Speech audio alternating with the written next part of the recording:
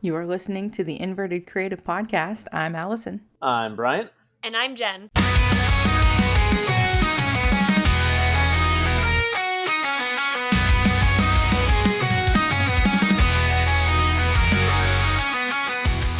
Hello, hello. We have some champions in the house with us today. I mean, I won my race. I don't know if Chris won his. At least not what I saw anyway. With this champion discussion. Anyway, could say I won. You won a lot of hearts, that's for sure. Yeah. There you go. Yeah, we are excited to welcome good friend of ours and friend of the podcast, Chris Leonard, aka Chris Goes the Distance. Hey everybody. Glad to be on here. Super happy. Fresh off of his first Boston Marathon completion. Literally days ago. Let's freaking go. 3 days, fresh. Legs are feeling heavy. But I'm locked in. I'm locked in for the podcast. Hell yeah. Yeah, so obviously I joke. I mean, we can discuss a little bit about me before we get into the main guest here. Yeah, it's all about you. All right, what's that, Allison? It's all about you, isn't it? Never. No. But I'm happy to be back, by the way. Yeah. This is not Jen's voice. This is the old host of the podcast, Brian, Coach 365. Yeah, when Allison, I'm a part-time host of this podcast. Allison sends me kind of her itinerary for next 2 to 3 months sometimes, or at least the guests that she wants on. And Chris and I mean, we've known each other now well over 2 years at this point, probably through around 2 years. Yeah. Coach the Studios Patreon. Amazing guy. We've met in person multiple times now. Did a cruise together. Been to Disney. So when Allison's like, "Hey, we should have Chris on talk about running," I'm like, "Sign me up for that episode. Got to be there." Heck yeah. And I've met Chris one time at Brew House at Kings Island very briefly. Oh my gosh, wait. Yeah. That was my first ever Kings Island trip. But we can talk about that later. Yeah. Yeah, definitely have some Kings Island things to talk about. Before getting into that, I want to mention that we have our Patreon live, and I would like to give a shout out to our one unhinged tier patron that we have so far. Say hi, Chris. Hey, I'm glad to start it off. No, we are very, very grateful for it. For the support of us. Yeah. Absolutely. Yeah, what you guys have been doing over the past year has been awesome. So Thank you. Yeah, definitely have some plans for the Patreon once we get it going a little more. Once I'm on my trip, there will be a lot more updates on there. Which is shockingly soon. Yeah, what, 2 weeks ish? 3 weeks for the trip. 3 weeks. Yeah, that's crazy. Yeah. Looking at the date. Yep. Very excited for that. I'll get to say hi to your plaque again, Bryant. Yes, let's go. We'll send you more pictures of that. I know we have a few recaps to get into before we start talking to Chris more. I actually have a trip finally. If you call Kings Island opening weekend a trip. I've been on a coaster again. It took like 4 months. Was it really that long between? I think so. Wow, that's like things that I would do. That's crazy for you. Yeah. I mean, I know Mike went on a couple. He went to like over Georgia and Carowinds a few weeks ago, but I'm like, I really don't feel like going. So I stayed home. Don't blame you. Yeah. But yeah, I did Kings Island opening weekend. We went all 3 days. We had Pass Holder preview on Friday. Did most of the day in the park on Saturday, and then a couple hours Sunday. Got to check out the new Phantom Theater. A lot of fun. I did a lot better the second round. I think I got like 940,000 or something like that points out of the 999,999. I am so out of the loop with like theme park news. I didn't even know it was a shooter. I thought it was just a dark red. So no, I'm already learning something new. It's a cute little shooter. You like shine Nah, I don't know if I want to give any spoilers about it. Not that there's really much to spoil, Yeah. but Took the place of Boo Blasters, I'm assuming? yes. Okay. Yep. Got it. I know it was an homage to like an old ride that was there, right? Yes. Which I Okay. had to do the research to find out because I knew nothing about it. I know some things. Mystic was running great as always. Went on that a few times. Beast retrack on part of it. I think it was the drop off the second lift hill, and then part of the helix was retracked. I've done my couple beast rides and probably won't do it much more the rest of the season. Why? It's so good. Everybody always wants to do beast at night, and I don't want to wait 90 minutes for it every time I'm there, and I don't want to use my fast lane on it because I'd rather use that on Mystic. Yeah, that's totally fair. Beast at Night though. I only have 2 Beast Night rides in my life. I need more of that. Pretty sure. Night rides are fun, but I don't do them often. How was Orion and Diamondback? They're fun. Diamondback running good this year? It's running this year. Same old. It's running this year. I'm a notorious. Oh, wait, 625. Chris just hit his first mile. Just if we're gonna, That is. We're gonna try to beat his marathon. We're gonna record this entire podcast in the time. Chris would be still running, and that's how fast. Like, that's how long he ran, but that's also how fast he ran. The fact that, well, we'll get to his time later. Sorry. Yeah. I had to mention his first mile. Every time I see your time come up on Strava, I'm like, wow, I feel so inferior. I'm so slow. I mean, his 5K time was 19:54. I've ran a 5K faster than that, Chris. I'm just saying. Yeah, okay. I stopped after that. I didn't run another 23 miles. That's fair. And I was very tired after it. Like, man, I'm lucky if I do a mile in like 12 minutes. So. Yeah, these days, oh my god. I'll talk about that some too, because I have a race coming up in 2 days. Well, by the time this episode's out, I'll have maybe finished the race. You will finish. That's the mentality. I mean, I know I can do it. I'm more concerned about getting swept, but because training has not been a thing lately. Whoops. It's okay. The one in October will be better. There you go. You got this. I won't be peak time of planning year to a run wedding. to is October. I won't be planning a wedding while trying to do training.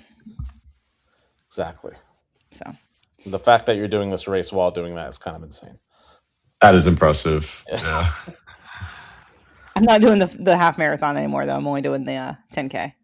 But 10K is still 10K. That's a long distance still. I'm not really like 10K doesn't feel daunting to me. But like the mentality. Yeah. It's probably daunting to me right now, considering I technically still haven't ran a full mile nonstop since my injury. So, although my first at least mile workout was with Chris on the cruise this past January. That was my first attempt. The lap around the ship was 7 laps to a mile. We ran one, walked one, ran one, walked one. Nice. Yeah. So your first mile was under a roller coaster. That's a good point. That's a very good point.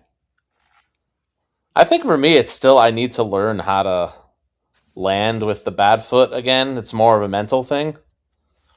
Because like my physical therapy only went up, at least the insurance only covered it to the point where I could walk normally. I couldn't get it extended to running training again. So we'll try to step it up this summer, hopefully, because I do miss it, and I need to start working out again. We can all push each other to run. Chris doesn't need the push. He does it anyway. But definitely does not need the push. I can be the pusher. All right. That was the extent of my Kings Island weekend, by the way. There was really nothing crazy. You had a good time. To talk about.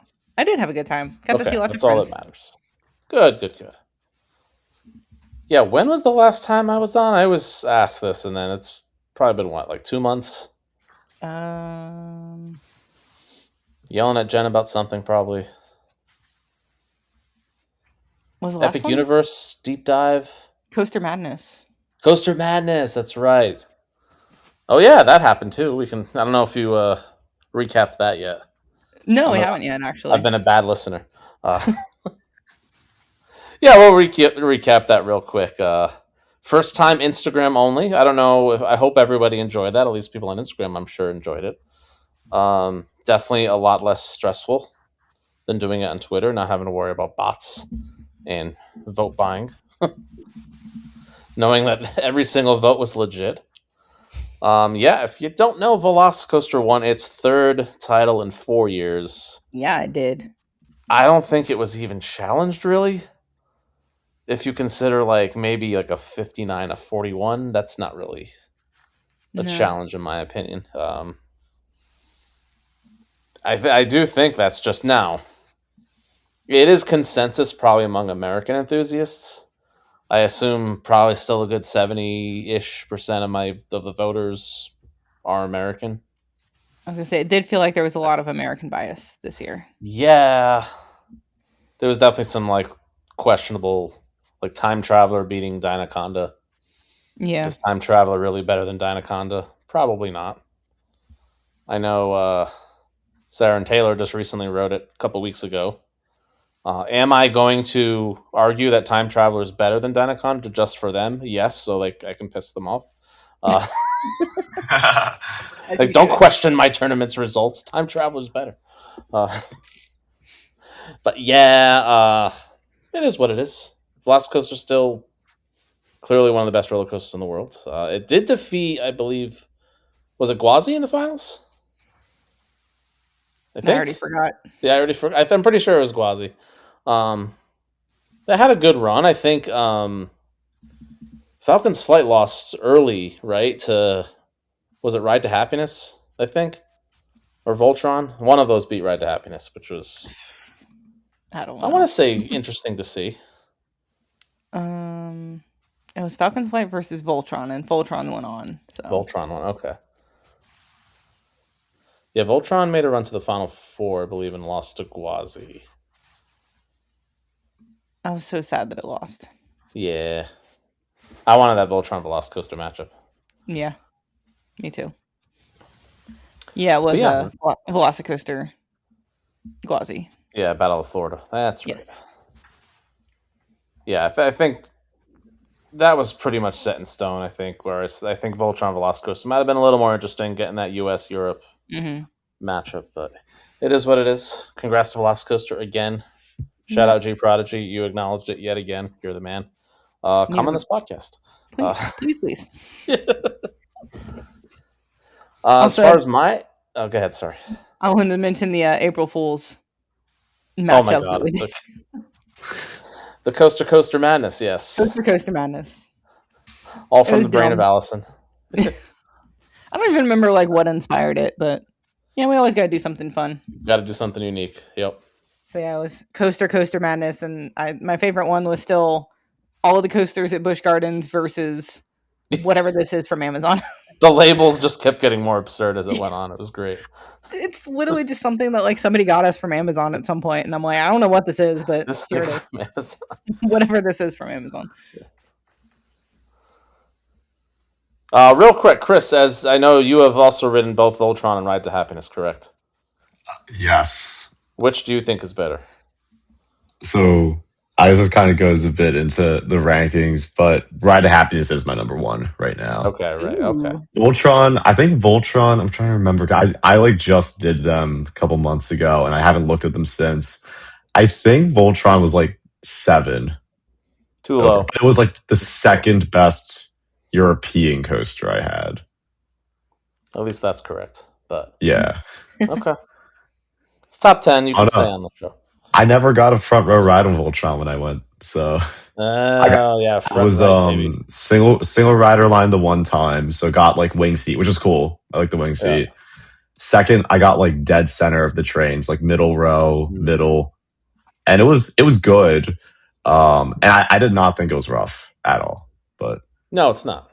I mean, like I also only got 3 rides of Ride to Happiness, but all 3 of them it just kept getting better each time. I It was mean, heaven. Oh yeah. there's no bad seat, and the music. Oh my gosh, yeah, it's so good. Mm-hmm. I really need to go back and get it on a not cold, windy day. Yeah, I mean, I can see it making a difference. Yeah.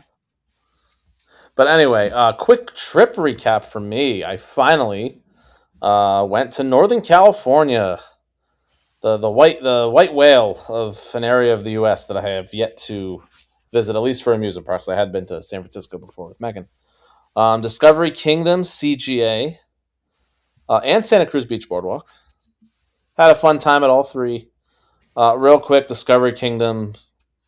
I said it on my YouTube channel. So bizarre, unbelievably weird park layout with Yeah. let's cram 6 roller coasters into one space and then have this wide open back section with animals, yes, but like there's also not animals in a lot of places either. It's like SeaWorld meets Busch Gardens meets Six Flags. Yeah, that's one way to say it. Very odd. The lineup is a lineup. Yeah. I mentioned it in the video. Joker surprised me. It is not the worst iBox in the slightest for me. I actually thought it was really, really good. As an airtime lover, ton of airtime packed in that thing. I felt pretty unique layout, honestly. I'm not one of those people that's like, oh, every RMC is the same, like Allison. No. Hold on. Just, Medusa, great florless. Long, flowy. I really enjoyed Medusa. Yeah, Medusa's great. One of my favorite florlesses. 7 inversions, but very well paced. Skyrocket's fun. One of the better Skyrockets. And the rest of the lineup's just it's there. The worst boomerang I've ever been on. Screw that thing. Definitely. That, like, first aid was right under the boomerang or something like that. I actually didn't know. I got a great picture of that somewhere. I'm like, yep, you're gonna need it after this. I got a Zen ride front row, and I don't know if like just how empty the train was that made it like more shaky. Yikes! I wanted to leave the park after that ride. But yeah, good time. It's not I'm curious. After CGA closes, if they'll invest in that park, because they'll have a monopoly really on that area. Yeah. If they don't, I'm not in any rush to get back there at all. They probably won't get any new creds over there anyway. Probably not. No. CGA though, clearly the better of the 2 parks. Extremely beautiful. Love the front entrance. Very Kings Island, very Kings Dominion. Gold Striker is one of the best wooden coasters in the country. Incredible, amazing GCI. Relentless, just nonstop. And everything you want in a wooden coaster, it has. And I think they did some track work, so I guess it used to run rough. It's a standard GCI layout. Not smooth as butter, but tolerable. What else they got? Flight deck. God, that thing is powerful. It was good. It's a short one, but it hits. Good Lord, it hits. That was one of the few re-rides that we did was Flight Deck. Yeah, well, and then Railblazer are really good. I like Wonder Woman a little better. Yeah, the ops were absolutely horrendous. I rarely do an op rant in my videos, but that day I had to say something, and it was opening weekend, and there's an allowance of patience of like, okay, yeah, new hires, like if it takes 5 to 10 extra minutes, that's fine. Like I'm not gonna comment on that.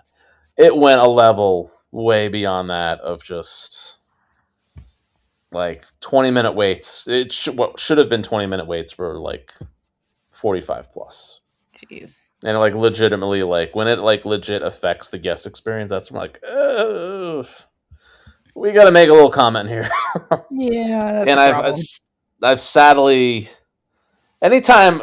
So this is like my paranoia. Anytime I like have any kind of negative thoughts on something, I fear comments of like, oh, you're just you're entitled. Like leave them alone.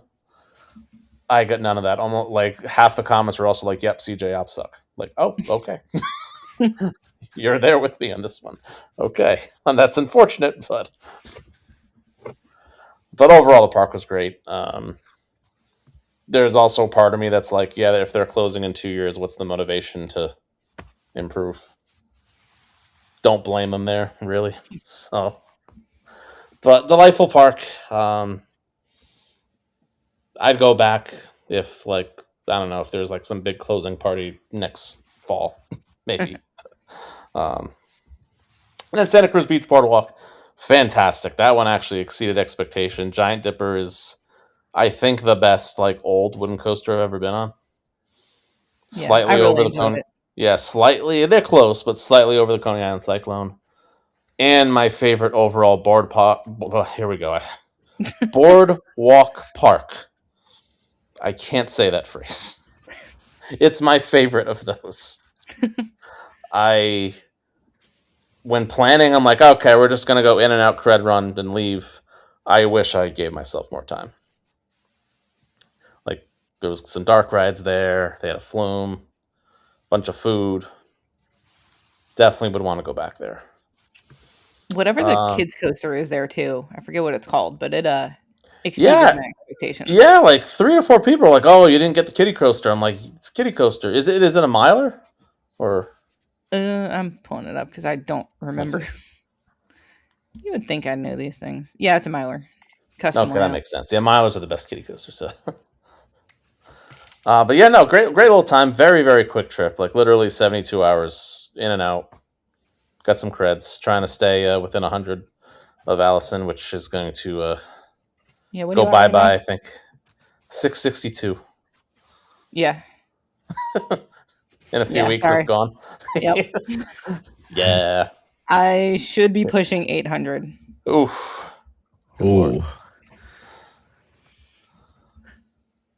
So yeah, that's not going to happen. But then one more credit I got. I did get to hop on finally a new credit at Six Flags New England. Quantum Accelerator went for past all the previews 2 weeks ago, almost 2 weeks ago. 2 weeks ago when you're hearing this, I have been notably critical of the decision of we've waited a decade. That brand new, finally getting a new credit is just a family coaster. I think we deserve more. That being said, it was a lot of fun. Better than I thought. Especially the second launch of that thing is actually really punchy, especially in the front row. Like, I'm so happy there's a launch at SFNE finally. I hope as the weather warms up, the second half gets a little twistier and some more laterals and forces. It's running a little slow on that end, but overall, a great time. They did a great job with theming for Six Flags. At least they made a legit effort. Homage to like the old attractions that were in that plot of land. Great time. Like it's a legit number 3 now. I know some people would still prefer Dark Knight, the floorless coaster. I've been on so many B&M's inversion machines. Give me the unique launch coaster, even if it's family. But yeah, no, good time. Good time. Glad we get finally another good third, legit third coaster at Six Flags New England. I'm happy for you. Congratulations on the addition to your home park. Yes, thank you. Feels good. I know. I say as if you had anything to do with the decision. Listen, my my second watch video now is the thumbnail says new coaster in 2025 question mark. So maybe they watched it. You never know. And I know Chris is coming up at some point this year, I think, to get on We'll be that coming one. up. Yeah, that I need compounds credits and also quasi. So I think I'll probably try to do some kind of like weekend There you thing. go. Hell yeah. Yeah. And then we should talk about we've had him on the podcast before, our good friend Riley, that's so mid, from Australia. Hosted his 4th annual GeoGuessr tournament, theme park GeoGuessr tournament, which I did happen to win last year. Way more competitive this year. He had 16 I forgot if we talked about this already in the last episode, but probably, yeah, it was already going at that point. Yeah, I think we might have talked about it, but Yeah. there have been Um, updates. yeah, face literally like four of the biggest creators on YouTube. Colin from Collywood Studios. That guy Taylor from Costa Studios sucks. No. Love you, Taylor. Chris from Maritime Thrills, Mark from Coaster Dash, like huge enthusiast for this little guy. Yeah, and I beat them all again. Back-to-back champion. Felt amazing. I think for those that watched, it was clear I put some effort into it this year for sure. Mm-hmm. Definitely was doing some studying for some parks. Well, here's my mentality is if I just went in raw and we were just going on real life experience, all those guys would have beat me because they've been to, especially like Taylor and Mark, they've been to literally double the parks I have. So how do I close that advantage? I find out what parks they've been to that I haven't, and I at least make sure I know where those parks are.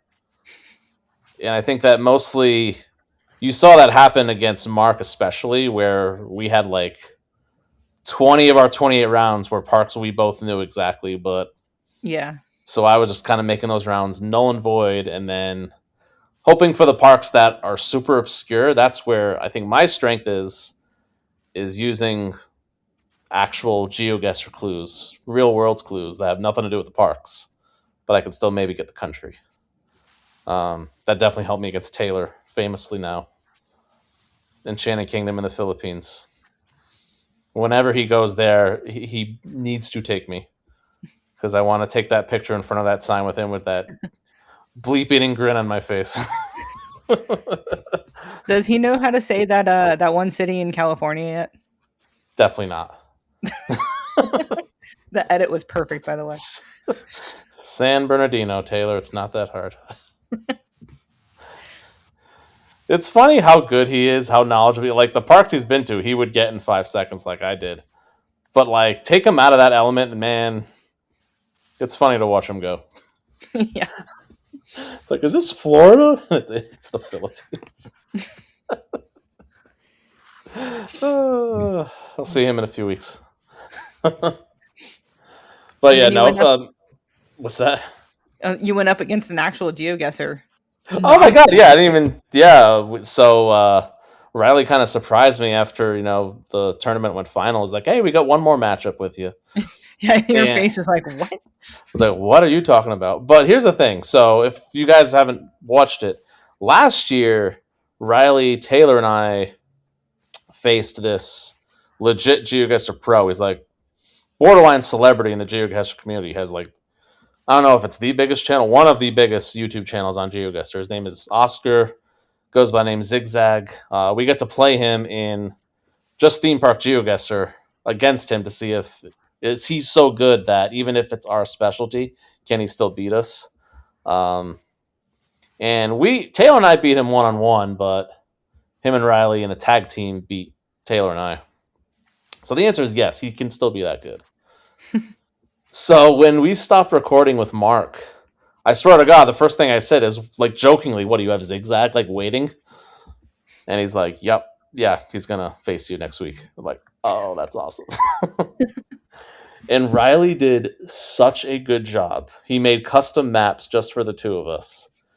It was just the perfect mix of parks that I would get pretty quickly that he wouldn't know, but he might get the country right. But then also the super obscure parks where the park knowledge doesn't help at all, really. But he knew it. He could identify like the country in 2 seconds, and as the games worked out perfectly. They all went down to the end, like back and forth. I would get points. He would get points. Ultimately, he did get 2 out of 3. And I like legitimately respect this guy. As I'm actually trying to get like better at the game of GeoGuessr, not including theme parks. And at the end, he was like, "Hey, you can hold your head high. You get some serious skills." And I was like, "Oh, thank you." It was that was yeah. I mean, winning the tournament was great, but like that was legit the highlight. Just going against like a legend in that game. Like and still holding your own. Yeah, exactly. Like, who am I? So, huge thanks to Riley again for setting up that tournament. Like, with that, GeoGuessr's slowly turning into another hobby for me. Like, I've legit fallen in love with the game. I've mentioned, I think, to Megan, like, if I became an enthusiast in 2017, this, like, 2026 is my 2027 was my 2017 for GeoGuessr. Like, I really think it's gonna be a thing, and I might start creating some GeoGuessr content on my channel, testing that out. Yeah, seeing how that goes. But yeah, no, again, thank you to Riley, all the amazing opponents I played this year. So I especially Taylor. I joke with him. He's one of my good friends. I will always make fun of him. But like Chris, Mark, Colin, like, legit honor to play against everybody. So I was also really excited that you got Eurofixer. yes, oh my god. So we've mentioned this on this podcast, I believe, right? About the typo coaster. Yeah. We had to have, right? Oh, it's a bucket list for me. Yeah. So I wonder how many, maybe even Riley thought, like, is this guy cheating? How does he know this random park in 5 seconds? Hi. This I'm one, probably right? no help. To me, I mean, I have profiled the coaster multiple times on my Twitter too. Yeah. But like, Riley was like, "How did he know this park?" Oscar was like, "That's a random park. Like, how did you know that park?" And I'm like, "Well, a little friend Allison here. She loves typos." Yeah, no, that was, and that was like almost won me the game too. That would have been hilarious if that's how I won. Is that park part of why we're going to Italy? Maybe. 1,000%. All right, enough of us though. It's time to talk about the real champion here. I was like, you're the one that went back to back. I haven't gone back to back yet. Yes. Yeah, but I did that just sitting on my. Can we say on this podcast? Well, no. In my living room. You actually are actually doing real world epic feats that only a few of us mortals could ever achieve. Right.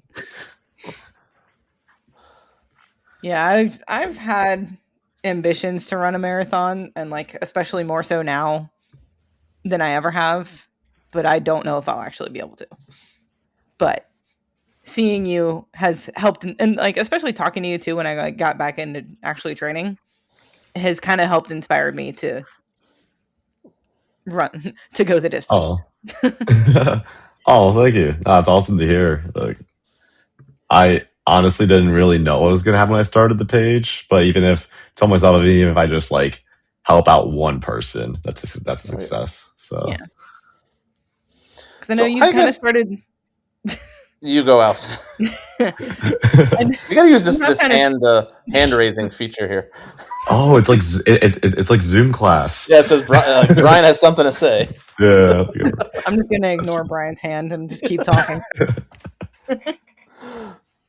I was gonna say you kind of have started to get into some content creation too, and talking about your running, right?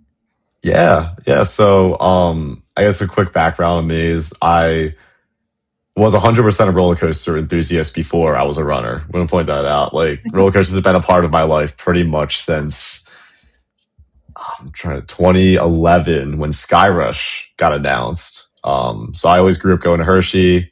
And I don't know, I think one day I decided to get over the fear of loops. So I rode Super Duper Looper as like my first, like, inverting roller coaster. And was super scared about it. Was like, oh my gosh, there's no over shoulder restraint. How am I going to be secure in this? Like, I'm going to fall out, like that kind of stuff. And then obviously I did that and was like, okay, that was kind of fun. The next week, Skyrush gets announced at Hershey Park, and I'm like, I want to ride that when it opens in 2012. So I ended up going to my first great adventure trip that week, and I rode King to Ka, and that was like my fifth or sixth. Like, it was it was in my top 10 credits for sure, like top 10 first credits, which is kind of crazy to say. Wow. Brave kid. Good lord. Yeah. Oh, I was so scared. I was like on that launch, I was like, oh my god, like if we fall backwards, we have to do this twice. Like that's gonna be. I mean, obviously, I'll kill for that now, but that after that though, it was just kind of like the fear just went away, and then it kind of became more of like, oh, like it's so cool to do these roller coasters. I can get over my fear. To now, like, whoa, like airtime is like kind of cool, and like like going fast is cool. So that's how I got into roller coasters. Then, just as a little quick tangent before following into running. But yeah. So fast forward to about 12 years later. I'm graduating college. Background is I was usually the kid either like picked last in gym class or like didn't really know like what I was good at athletically, if I was even good at anything athletically. And then at work, there's a 5K that happens like twice a year. I'm like, oh, like this could be fun to do. Like I'm not really going to train for it, but let me just see like how I could go. And I did have some running experience in high school, but it was all like sprinting, which is like the complete opposite of what I do now. I just said like I just whispered. Really? Like so? I might have asked you earlier. Like I'm stunned that you didn't have any cross country or Nope. track at all, and you just went to this legit superstar runner. It took me by surprise because like I hated track in high school. I very much did it for my college application, like to have a varsity sport for 4 years. I didn't really like, I don't know, I didn't feel passionately about it. My real passion was honestly with music. I was in like the band in high school and really good at trumpet, and then in college was like the president of my university band. Went to go to all the different like pep band events, including like a men's Final Four, which is like really cool. And I'm like, I want to do music as like my main side thing when I start like working full time.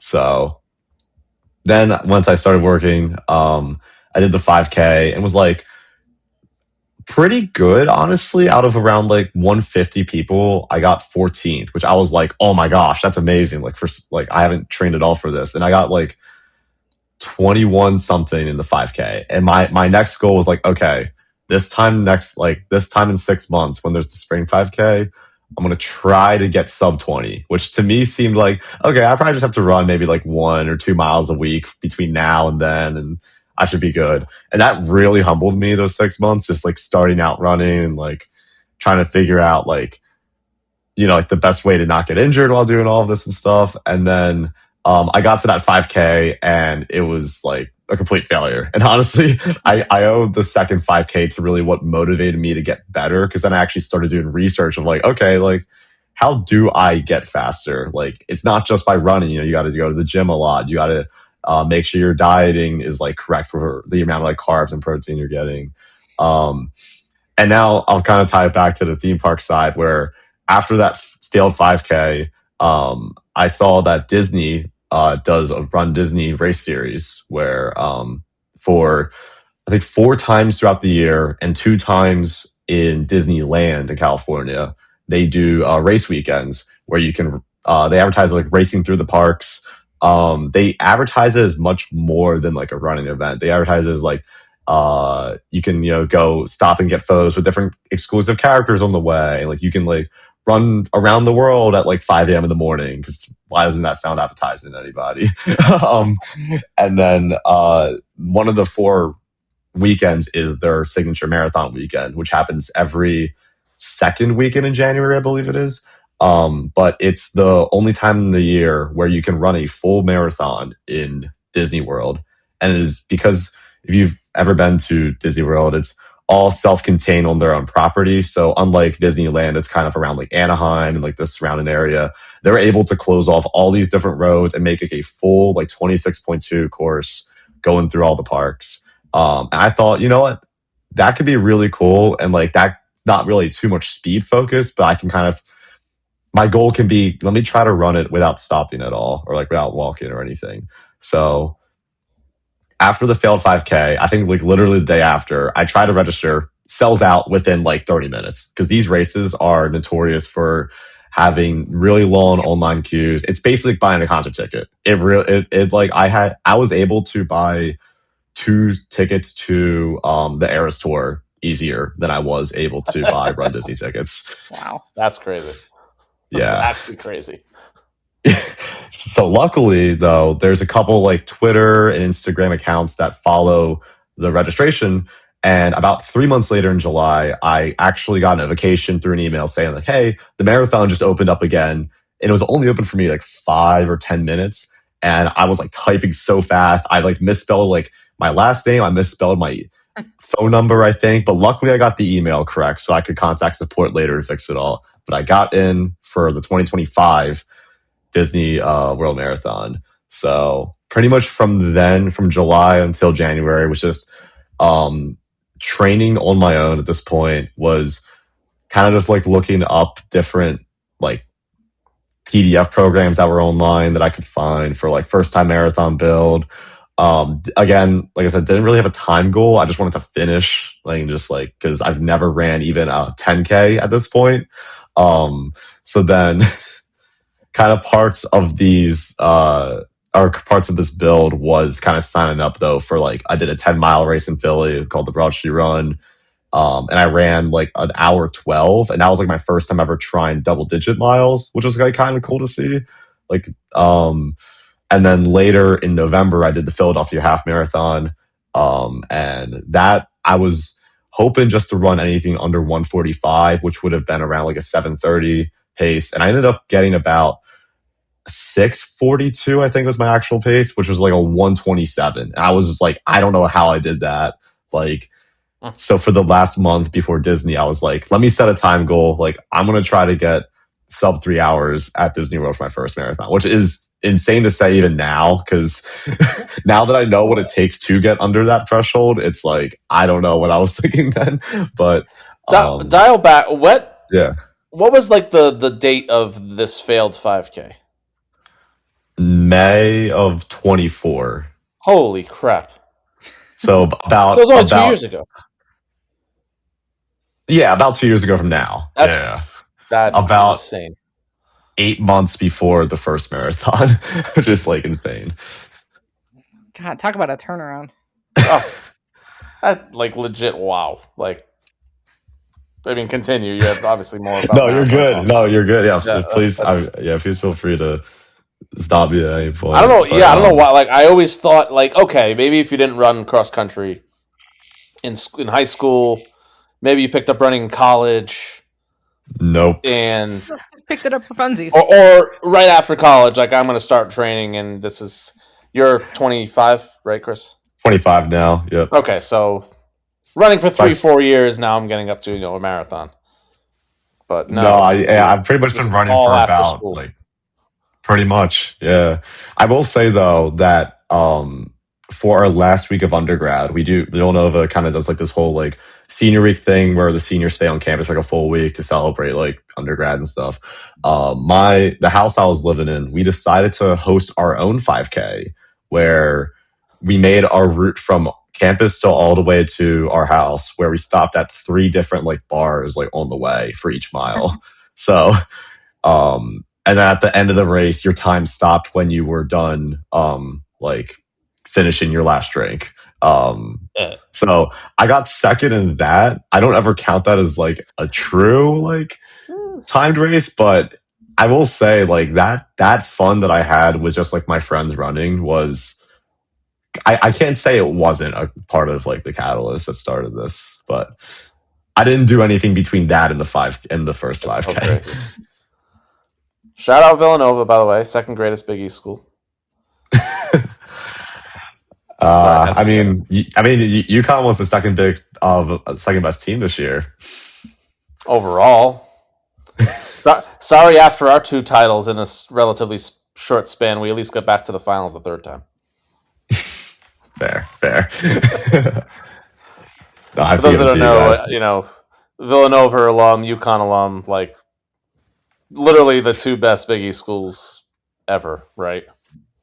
Since I mean, pretty much since we won our first championship, 100%, because you guys got the '90s championship. Yeah, no other Big East school has more than in 3 2000s. besides us two, right? No, I think you're right on that. Yeah, tangent. yeah. Yeah. That's all tangent. But yeah, so again, I trained for about 8 months between that failed 5K and when I got to Disney World. So getting to Disney World, they do this whole like expo thing where you go to get your bib and everything. And I thought I'm in like the very first corral, which is like pretty cool. A side tangent, but to related to Run Disney is there's about 12 to 24,000 people per race. These are not small races, and I've heard that they're even increasing the 5K field from 12K up to the 20s. I'm not sure what number, but they are adding way more 5K entries for next year, and also starting the race at 4:30 instead of 5 a.m. It's already so early. But because there's so many people, there's different corrals that you get placed in, and you can get placed in the higher corrals if you tell Disney, hey, I did a race on this time, with this distance on this day. They will go and verify it, and then you can get placed in either the A or the B corrals, which are the first ones to get let out. So because I ran I think it was like the Raw Shoot run time is what I gave, like a 10-mile race at like the 7 whatever pace. That got me high enough that I was able to start first thing at 4:30 in the morning on January 12th, 2025 in Epcot in the parking lot. The whole like event weekend is more than just the race, to be honest. Like I can kind of take through like what it takes to get to one of these races, but essentially if you're staying on property like me, we stayed at the All-Star Sports. I think I woke up at 1 a.m. for this, got on a shuttle bus at 2:30, got to Epcot by 3 a.m. And then there's like, they sell like breakfast in there, and they have area for you to like warm up and like hydrate, and like a million porta potties to use before you start. And then you get put into your corrals like an hour before. So I was at Disney from around through 2:33 a.m. mark that day until our last ride of the night on Guardians at 9 a.m. So I spent about 18 hours at Disney consecutively. Jeez. For this day, including running the marathon. Marathon and Guardians in one day, that's a day. Yeah. That is a day. We had a Hollywood Studios tangent in the middle of that day, and then came back to Epcot too. So, were you able to get on Expedition Everest during the run? Did it time out? No. I know people do that. But yeah, no, that's a good point. With a lot of the shorter distance races, they don't open any rides because it's like way too early. I think the 5K is all done before any of the parks open. Yeah. But once you start getting to the half marathon distance, they keep the course open for about 3.5, 4 hours total. So if the parks are open, or if at least early entry for hotel guests has started, they will let you basically be a free lightning lane onto any ride on the course.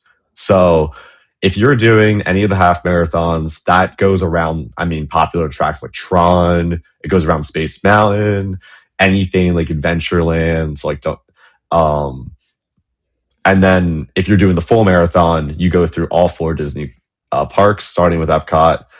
Epcot, though, you go through so early in the morning around the World Showcase, where there used to be a tradition where people would end the marathon at World Showcase. You would end the finish line holding margarita from Epcot, was like the old thing. That has since now changed, where you're entering World Showcase at about like 4:40, 4:50 a.m. in the morning.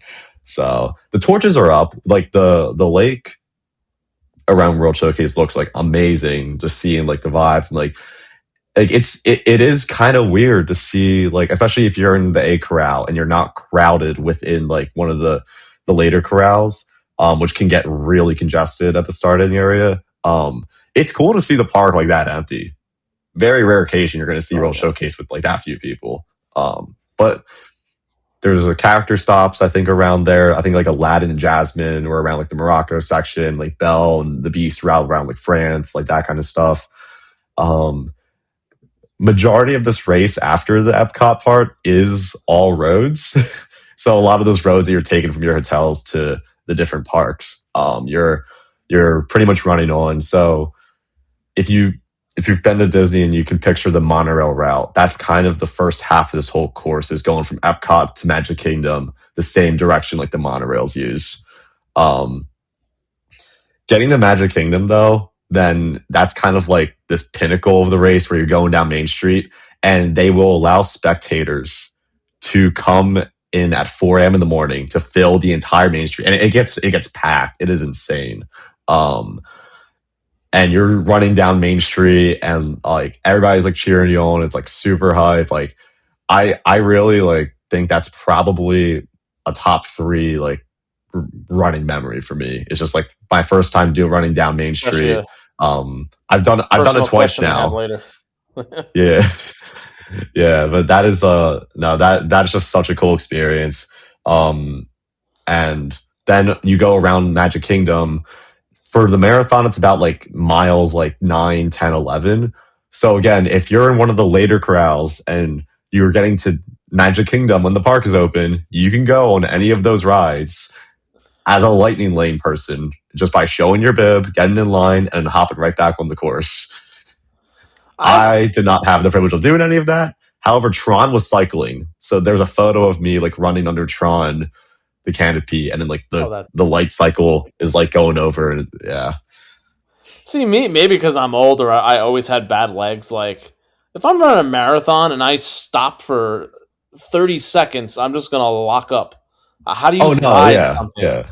I've never done it yet. I will say one of these days I want to. I really want to like try to make it a mission to hop on as many rides and still finish with like an X amount of like finish time.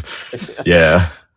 I feel like that would require you to slow down to finish before the parks even open. Either that or start in like the last corral. Yeah.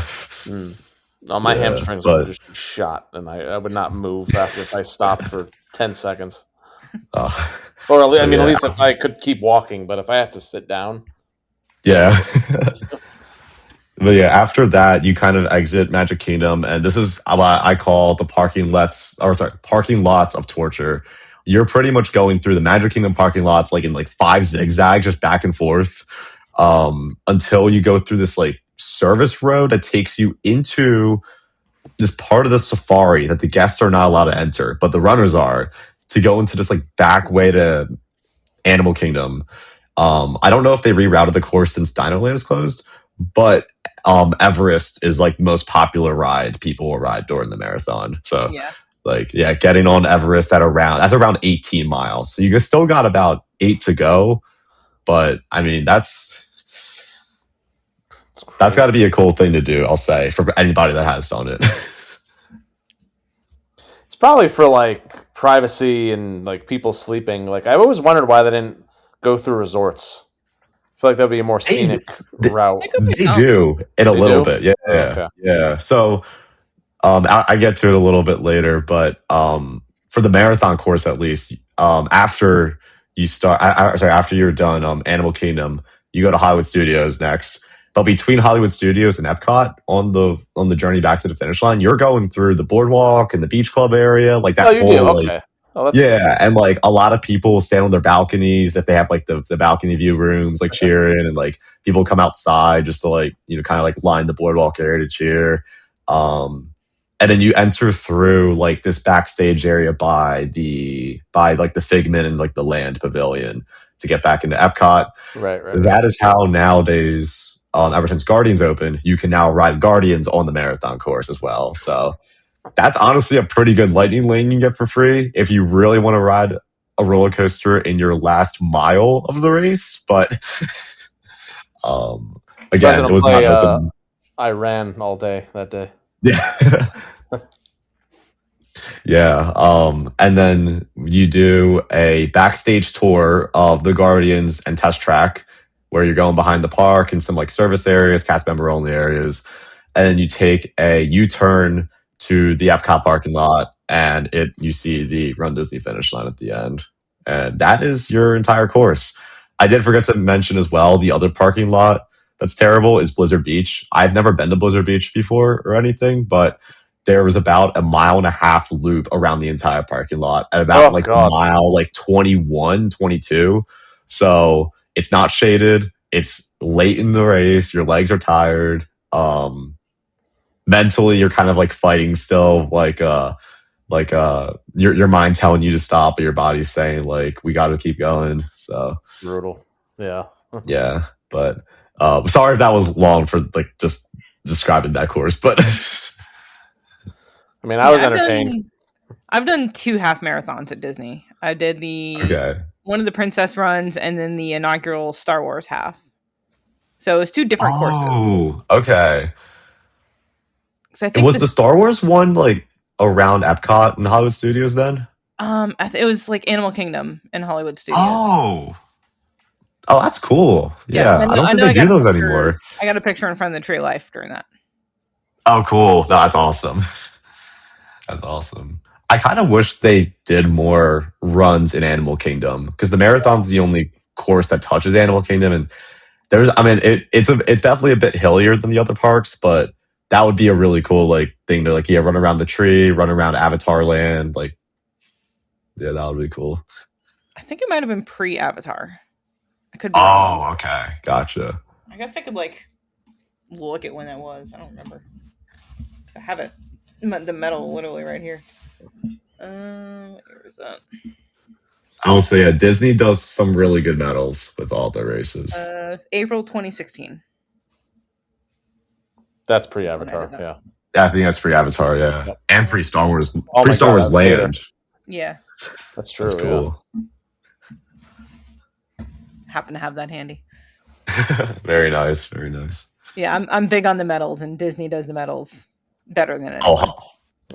Yeah, I would say out of all the medals I've gotten, like the Disney ones always have some kind of like interactive element. At least the ones that I have, like where like Mickey or Minnie's like spinning, or the Princess one, it's like the frying pan that Rapunzel's holding for like the Tangled one.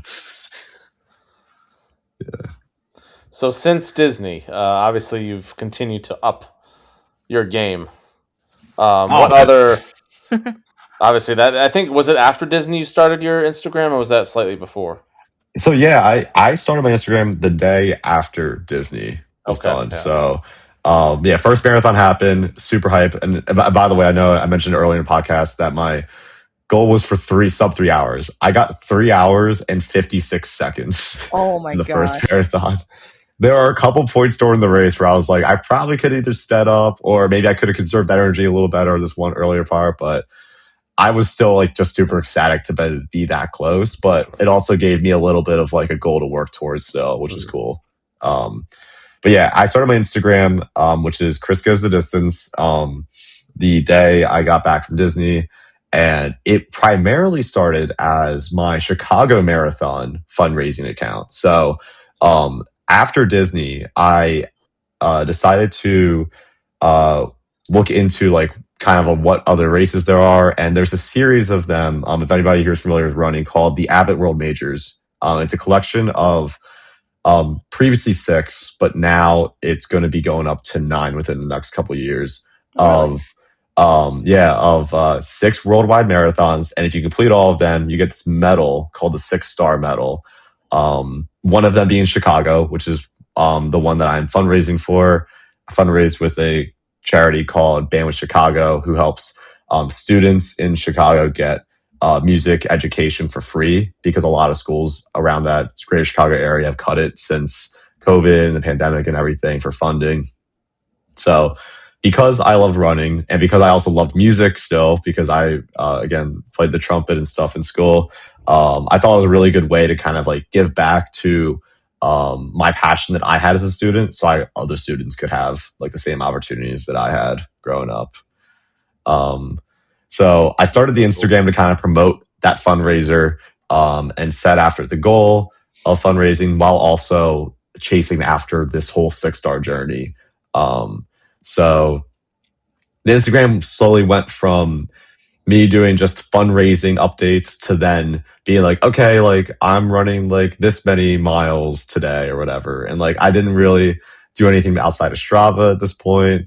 But then kind of as I was working through the fundraising stuff, I was like, okay, like I might do some like fun challenges with like trying to get funds for a band with Chicago. So I started then thinking about ideas like, okay, like for every like that my next post gets, that's going to be my long run distance for the week or whatever. And like I wouldn't verbalize it on the Instagram that would happen, but then it'd be like on my Strava, it'd be like I got this many likes on this post, so here's my like 15 miles or whatever. um, but then when I did start verbalizing it, it was more of like how can I incorporate like other aspects of my life into running? Um, I'll fast forward a little bit now to May when I decided that I wanted to what was it? That I wanted to not only run Chicago but try to qualify for this little marathon in the small town called Hopkinton, Massachusetts. Might have heard of it. It's called Boston Marathon, I think. A little I think bit. that's how you say it. But I when I decided I wanted to qualify for that, I then decided to also kind of turn the page into like, okay, my journey from like being somebody who skipped track practice in high school for band practice to now the one that's not only helping students run, oh sorry, not only helping students like play music, but also is trying to get myself to do the thing that I like neglected back in high school and like told myself I didn't even like. So that turned that goal then surely kept going towards my races later in the year. But some examples of some of the fun I had on the page was like Hollywood Nights. I was there last year with some of my coaster friends, and we were staying at the cabins, like really like right across from Raven.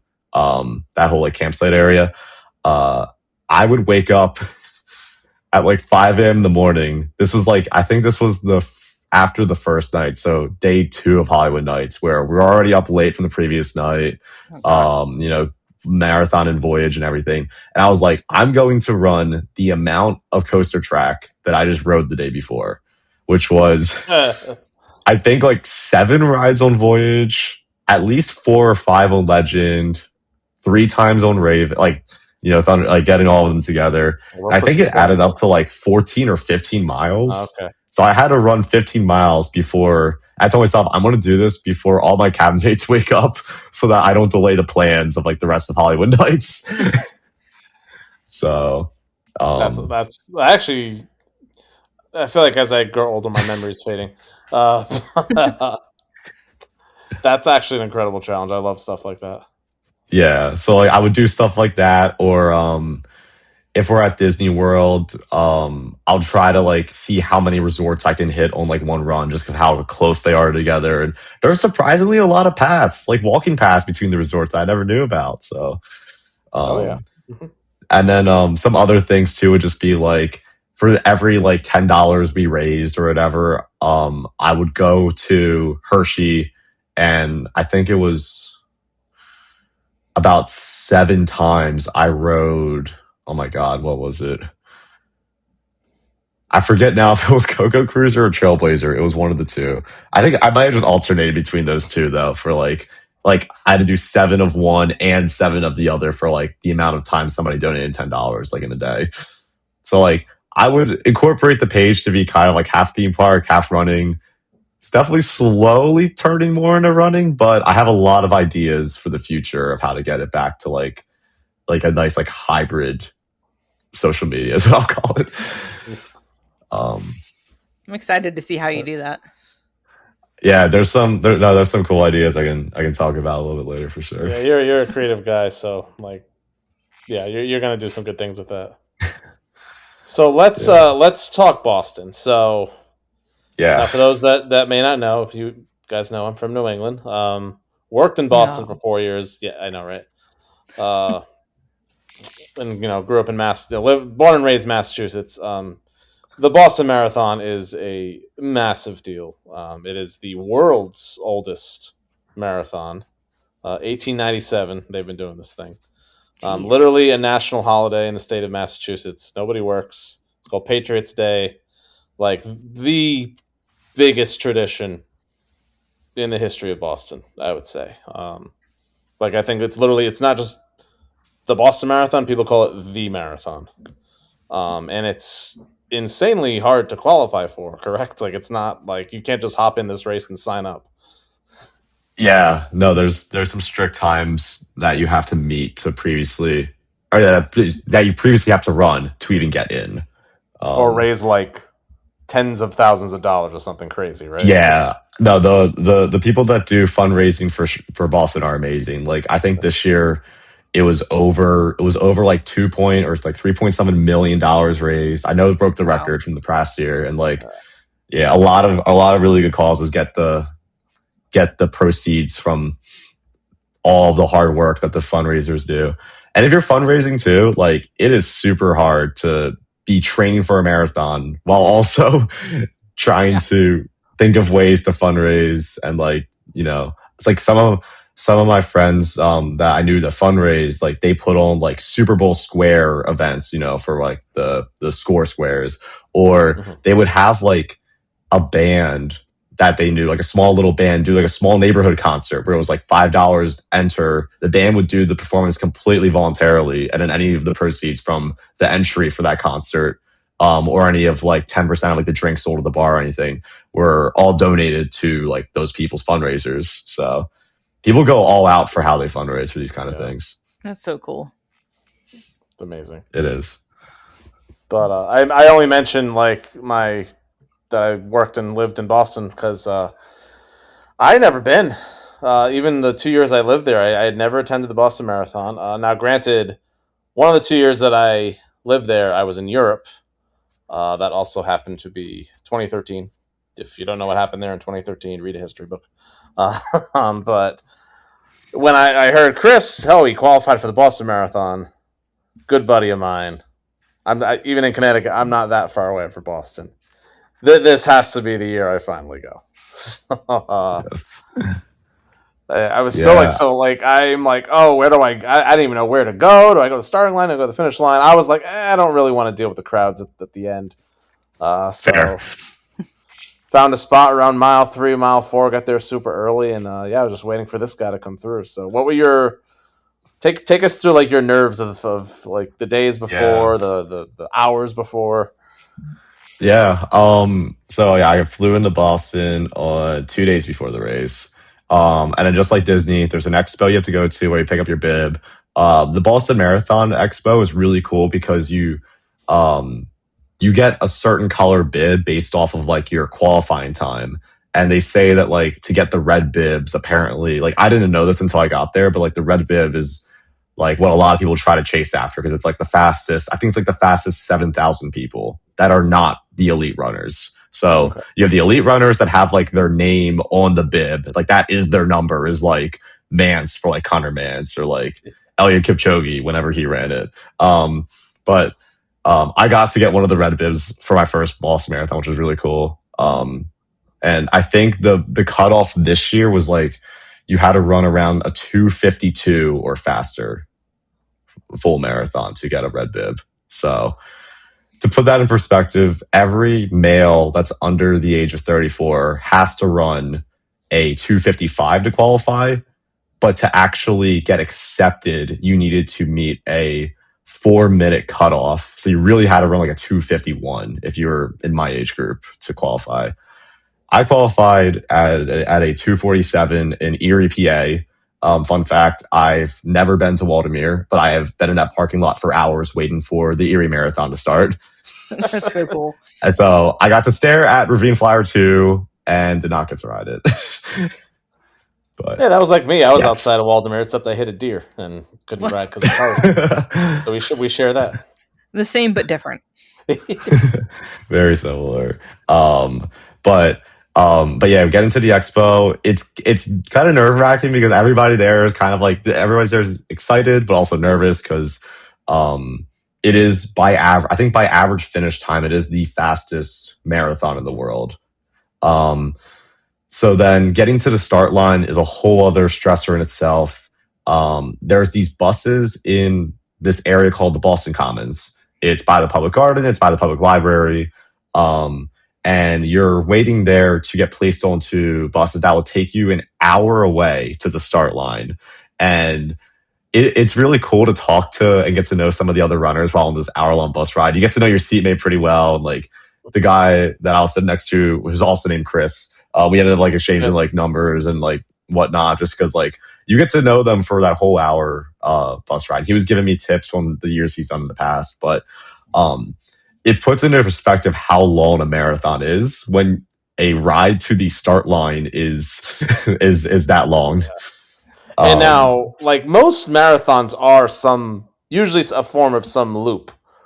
Correct. Boston is the rare one where it's just pretty much a straight line A to B because it's a very old course. And that's what like my dad. Yeah, it's look if you Google map of Boston Marathon, it's like, yep, no, there's no lapping around. Yeah, that's literally what I'm looking up right now. Oh yeah, So my dad actually ran marathons back in the day, and the reason he never wanted to run Boston is like if I get hurt, like that's and I'll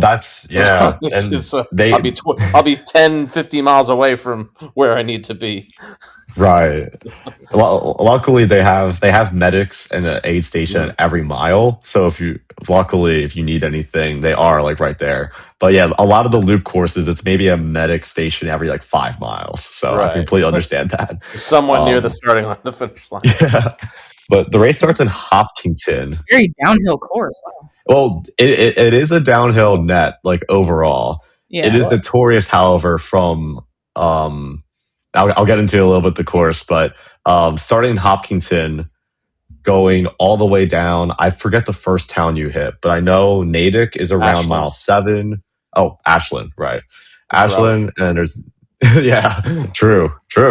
So yeah, you get into the course. Hopkinton isn't really known for too much, I've heard. I don't really know much about the city. I've never heard of it, but it is known to be the start of the Boston Marathon. That's what it's known for, like 100%. Yeah. And it's decently downhill for like them from then on until later in the course. But yeah, we got into Ashland, and at around mile like 3.5, maybe 3.25, Brian, you have a little memory of this part? Yeah, so it was just cool, like going to like seeing that race for the first time, seeing like the wheelchair divisions go through, and like obviously every like leg they have their own like follow car with like the time on it. Just seeing how many people come out for it is insane. And where I was supposed to be one of the quieter parts. That's kind of why I picked it. Easier to park, but still, there was probably a good, at least in my line of sight, 300, 400 people like lining the streets. So then just seeing all the elite men go by, the elite women go by. I took a little Instagram story on my personal account. I'm like, oh, that was the winner. And that was the winner for the men's. That's cool. And then finally the first wave comes in.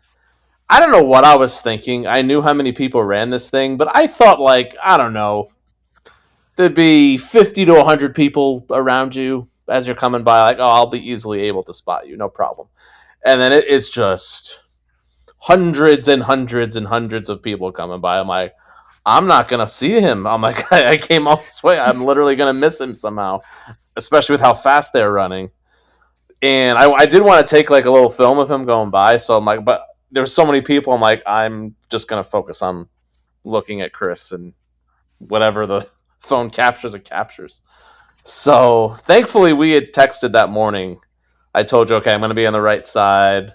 Once you pass the CVS, you know, I took a little video of where I was. So I think you saw me before I saw you. I think I did. Did you purposely go to like the right? Yeah. I started my first 3 miles just on that side because I'm like, okay, like I know he told me 3 point something, but I'm like, just in case, you know, it's like around 2 or Oh, that's funny. I'm actually honored you did that because I'm like, what if he's in the middle and you're a skinny guy, like you could absolutely have just blended in with somebody. Yeah, a But lot then of people were in the same top I was. yeah, and I'm tracking. There's an app, so I'm like tracking his bib, and then I'm like, oh, but what if it's like a little delayed, and I already missed him? And then I hear your voice, you're like, Brian. I'm like, let's go, Chris, let's go. You gave me the hardest high five I think I've ever had in my life. And you said it too. Like my Same. hand stung for like 20 minutes because it was good for the runners, but for the spectators, it was actually very chilly for April 20th. It was like 42 degrees, 41 degrees, or something like that. It was, yeah. I know the ESPN commentator said it was like the best Boston Marathon conditions they had since they started broadcasting on ESPN. I think it's like scientifically, my dad said like 43 degrees is like the ideal temperature for a runner in like a t-shirt and shorts. Yeah. Which it was literally, I think, 43 when you went by.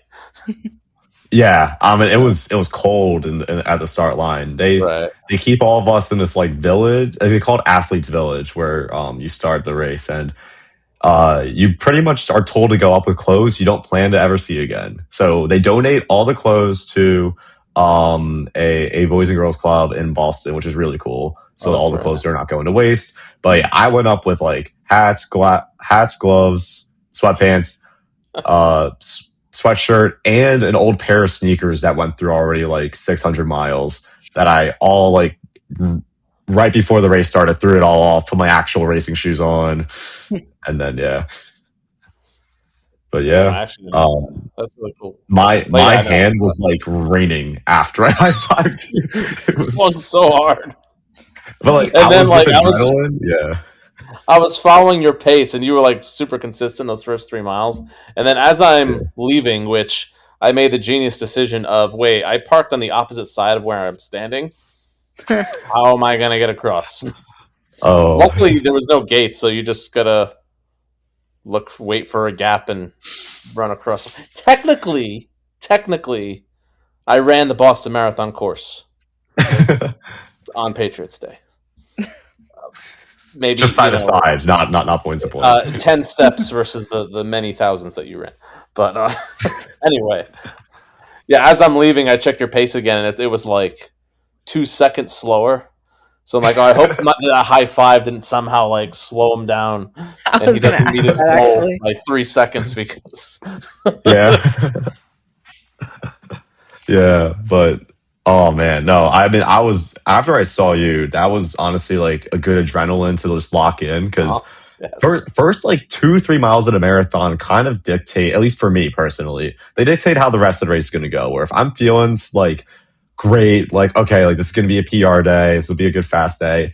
I think for me, just because of like the prestige that Boston has gotten over the years, and just from it being so different from all the other races I've ever done, I was definitely just kind of like anxious those like first 2 miles where I'm like, okay, like I'm still running like pretty fast, but I'm like, will I be able to keep this? Will I not? And after seeing Brian, it was like, all right, we're locking in. We got this. Oh, that's amazing, dude. Well, I'm glad I chose a good mile for that then. You did. So I'll kind of just fast forward a bit to even just the halfway point because the rest of the race from when I saw Brian to the halfway was all downhill. It's a lot of easy running. There's some rolling hills for sure, but locking into a pace, I'm around like a 6:15 average, which is like what I wanted to be at.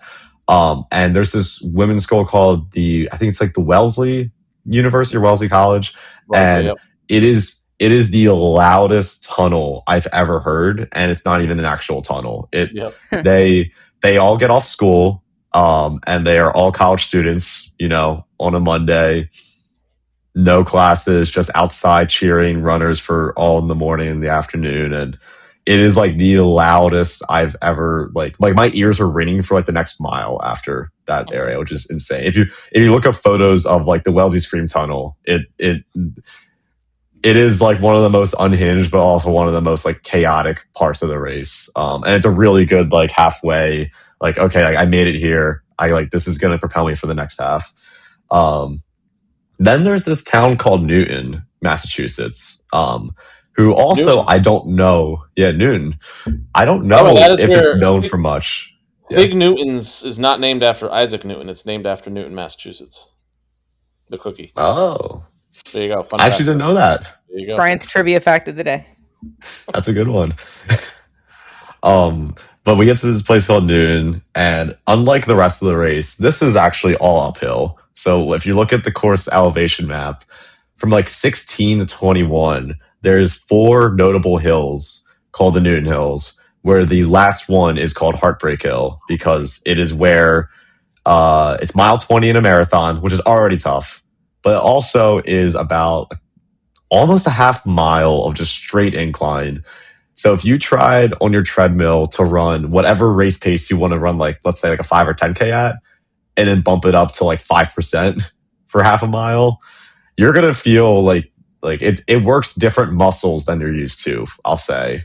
But it is the point of the race that they say either makes or breaks you. Luckily, I got through all 4 hills without having to stop or anything, and from that point on, it is all basically downhill. But what they don't tell you is because of your quads after all the rolling hills and the Noon Hills, your quads are just destroyed for like the last like 5 miles. So after the Noon Hills, I'm starting to get under my race pace. Like I'm hitting like okay like 6:20, then like 6:15, and I think I don't know really what happened, but after mile 23, I knew my friends that I traveled with, Tim and Kyle, they were at mile 23 waiting for me.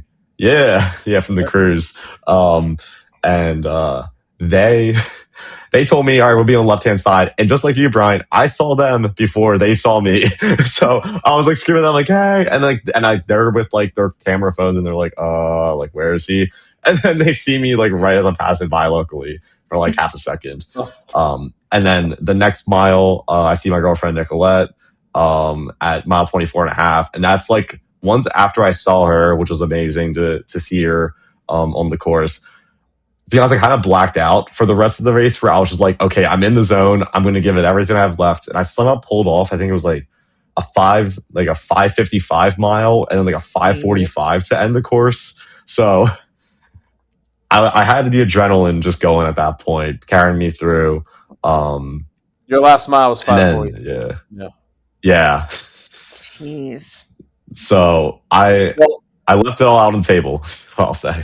You said you blacked out, so like 2 moments that like if I ever got to run this thing, that I would be like, oh, this is amazing. The Sitco sign in Fenway, was that cool?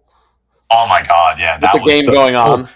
Yes and no, because you can see the Sitco sign when you're still 4 miles away from it, but the Sitco sign when you pass by it is 1 mile to go marker. Right. So when you see it earlier in the course, it's like, oh my gosh, I still have so long to go. But that, and then the iconic like phrase that goes along with the finish line area is like right on Hereford, left on Boylston, and then you're at the finish line. Yep. That is my new favorite like race memory I think ever. I was going to say like that doing those 2 turns. Yeah. And like when we were checking out of the hotel yesterday morning and going to a bus that took us to the airport, the bus picked us up at the intersection of Hereford and Boylston. I'm like, damn, this is like like the best way to end my weekend at Boston. So I crossed the finish line at 2 hours, 45 minutes, and 38 seconds. New PR of almost 2 minutes, around 6:19 pace. And yeah, super happy. Celebrated with friends afterwards. It's just like we went out to Fenway after, like to the bar area around there, which is really cool. And then did a little bit of stuff in Cambridge too. And then went to the Red Sox game the day after. So that's kind of how my whole experience wrapped up. Fantastic game. Yeah. Oh my gosh. The Red Sox played so well. Yeah. Joking. But yeah, like running a marathon, regardless of time, is something probably less than 1% of people do. Yeah. To run it in 2:45 is legit insanity. Essentially just starting running 2 years around 2, yeah. Like our recording is currently at 1 hour and 25 minutes. You're halfway done already. Oh wow! Yeah, I was you've run a half marathon already. Oh yeah, we just passed Wellesley, or either that, or I just finished the Disney World half. Yeah, Princess half. But like we mentioned how hard it is to qualify for the Boston Marathon. 29,373 people ran this year. Chris finished in 2,084th place.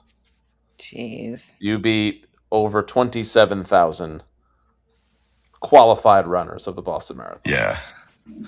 That's No, let's put that in perspective. Is insane. Yes. Unbelievable. Like, legitimately proud of you and happy for you for such an achievement. Like, that's...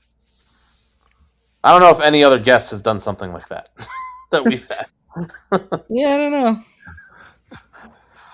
Oh, I mean, it's crazy to think about. It's weird though, because I think it actually is like my worst placement finish, like percentage wise, of like almost all the races I've done. Because I'll say at most marathons, like 2:45, like is a really good time. Probably getting the like top 2-3% of like the results. Boston, just because like to put it in perspective, like I came in which is really cool. So I came in like 2000. I was 29. There are that many fast people on that one day running that one race. I mean, essentially, if you're a marathon runner, you're running Boston. That's like not one anyone misses at all. No, I mean it's crazy. Like, and I'm not even just talking about the elite runners. Like, just the everyday runners like me that like don't do this for a living, do it completely for just the love of the sport and like for fitness and health and everything. Just be like, wow, like there's that many people that are like faster than me still, which is like insane. Like, it's so cool to think about. Like, I mean, the like winner 2,000 a lot. Well, 27,000 is a lot more that you beat. Yeah. By the way, you beat Bruins legend Zdeno Chara, who was like legitimately one of the most fit athletic hockey players ever. Beat him. You also beat Chelsea Clinton. She ran the race. I did not know she was running. Have the same information. Yeah. Bill and Hillary were there at the finish line. Yeah, apparently. I had no idea, but yeah, they were in town. I know I beat a Love Island star, I think. I did see that, yeah. And I think even a Celtics player possibly was doing it. Oh, that. Like an 80s Celtics player. Somebody that before I was watching basketball. But yeah. But yeah. Insane, dude. Yeah. I did not beat Des Linden though. So I'm now 0 for 2 racing against if anyone doesn't know who Des Linden is, she's the 2018 women's Boston Marathon champ.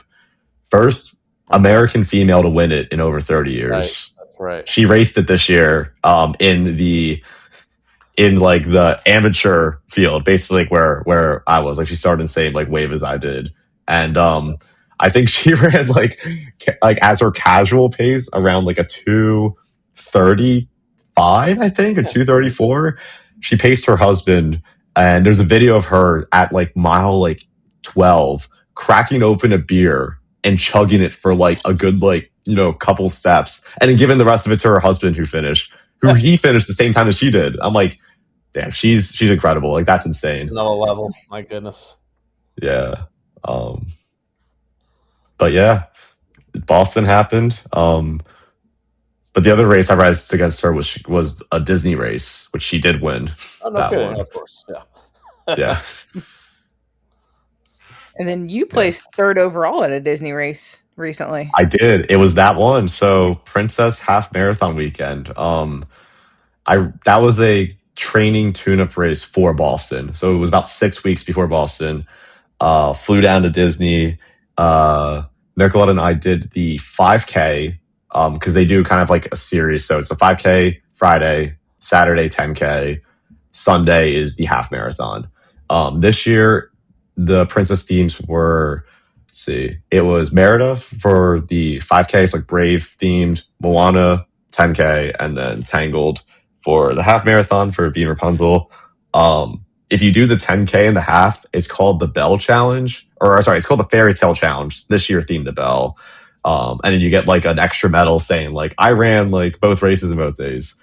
So if you run every race, you can get 4 medals that weekend, which is kind of cool. But yeah, I placed third overall in my fastest half marathon. That one my goal was just anything sub hour and 20, so sub 80 minutes. I got an hour 18:59, so like just a minute and 1 second under the goal. that was probably the loudest I've ever heard Main Street. And I've even heard Des Linden call Main Street in Disney. She called it Florida's version of Boylston Street for Boston because she's like highly known around the Boston marathon community. So just to hear her call it, like now seeing both sides, like I can definitely see it because in the marathon that I did at Disney like a year and a half ago, I was not like the only runner in my area. Like there's maybe about like 15, 16 other runners around Main Street. It was really loud. This was the first time I was on Main Street. I was the only runner in sight, like behind me and in front of me. And the entire crowd was like going insane. And like, I'm like, that was like the coolest thing ever to be like the only one running down Main Street and like hyping up the crowd. Like, but yeah, I stuck, I pretty much started the race in, third place. I ended in third place. Only person to pass me was Des Linden herself. She passed me going next to the Polynesian resort around like mile 4.5. I hear a bike coming and it's the lead car bike. He was like, I'm with first place female still, mile 4.5. And then I'm like, oh, like I wonder who this is. I didn't know who was like running it in the elite fields. And then I see this woman come past me. And then I'm thinking, like, this kind of looks like Des Linden. And then she keeps going faster and faster. And, like, I'm still at, like, a 5:50 pace. I think she was at, like, 5:30 something. And then I hear the guy on the bike next time say when he gets to the mile 5 part, he's like, yep, Des is still with me. And I'm like, oh, my God, that is her. But, like, I'm also dying because I'm running, like, super fast in, like, a humid environment. And then, yeah, so she took off around by the time we got to this little like monorail walking path area from Grand Floridian to the Magic Kingdom. So then she ran into Main Street USA by herself. And then about like 10 seconds later was me. I didn't see her the rest of the race because she was just so fast. But yeah, that was really cool. And I even got like a little trophy mailed to me for getting third overall male. Oh, no kidding. It's a like glass slipper. It says Disney Princess Half Marathon Weekend and then third overall male. So I do know the guy that got first got something different than I did. He got a wooden engraved like poster of the entire course with his time on it saying like first place overall male. Oh man. So now I'm like, okay, that's my motivation. I got to get that for one of these races. Yeah. So, unlike Chris, I don't think I'm going to last 2:45 today. I do have to get up early for work tomorrow. To be fair, I blame Chris literally because normally I work Mondays. I switched my schedule to be off this Monday to watch Chris. I don't work Fridays, and now I have to work tomorrow. We're recording this Thursday, so I did want to go over this one last question that Allison you have here. I was literally saying we could skip mine and just like speed run through all the. No, because I got some ideas for that one. Oh, okay. So for my last question, you said last one, yeah. If you could start an organized race at any park, which would it be? Oh, this is easy. I would go. Okay, if it can be like a resort, we're doing the Epic Universe half marathon. Okay, you stole mine. We've talked about it.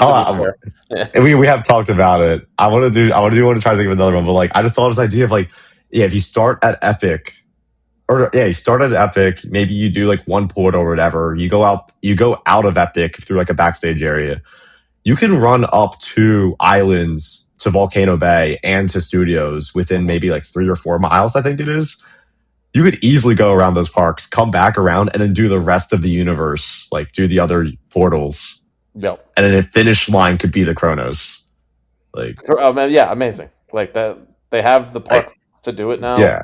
I don't know. And like the logistics of closing roads and highways. I don't know if that would be. They would have to work with the city obviously for that. But like, I mean, you have all these RunDisney races. Like, I had the idea of Disney's kind of more contained though. It is 100% is. I will acknowledge that. There's not like businesses that have to like worry about their roads being closed. That is a huge thing.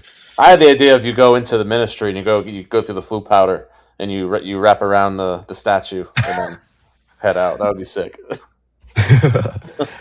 But even if they can't close the roads, even just doing a 5K around Epic would be really cool. Oh yeah. I think. Yeah. Internationally, though, I think Disneyland Paris should really bring back their. They used to do like I think a 5 and a 10K Yeah. back in like the early 2000s, and I haven't been to many international parks, but staying at the what was it? I think it was the Santa Fe Hotel, and then I got to run around like this little huge lake around Disneyland Paris when I was there, where there's like the downtown Disney area, and then like you can go into like the new like Walt Disney Studios renamed park. I forget what it's called now, but then also go into like Disneyland Paris. Like that could like there's just so much cool scenery you could run past in that one. I'm thinking internationally, like I feel like Europa could have a good run. Oh, Europa was yeah. my thought too. You could have like an a good indoor 5K. outdoor. Yeah, you could have an indoor outdoor too if you go to Rulantica and then back to. True. Yeah, I was just thinking you could run over to like Kronosar and Atlantica. Yeah. Oh my gosh, yeah, no, that could be a really good one too. Yeah, I feel like my other international parks I've been to don't really have like Fantasia Land just has like no space already. No, it's not happening. No, there's too many stairs. I feel like in that park That's a too, good like point, around. Yeah, Europa Yeah, and Efteling would be good runs, especially the Efteling through like the Fairy Tale Forest area. Alton Towers would be another good one too. 'Cause there's a lot of space in the middle. True, that's true. Yeah, that is true. Yeah, nothing domestically. I mean, honestly, oh yeah, no, yeah, you're good. no, you go, Chris. No, I was gonna say like I feel like any park, like these days with how popular the sport of running has become, like they really could all pull off a 5K. Like any single park could. I mean, Cedar Point. Did they have something? Am I making that up? I don't know if they ever did, but like I've done morning runs. Like when I visited Cedar Point last year, like doing morning runs next to Magnum, so cool. You could do a half marathon easily.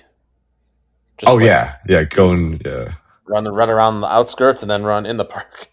Like, I know the entire park is a 5K. Like the entire Cedar Point Park, if you do the loops, right.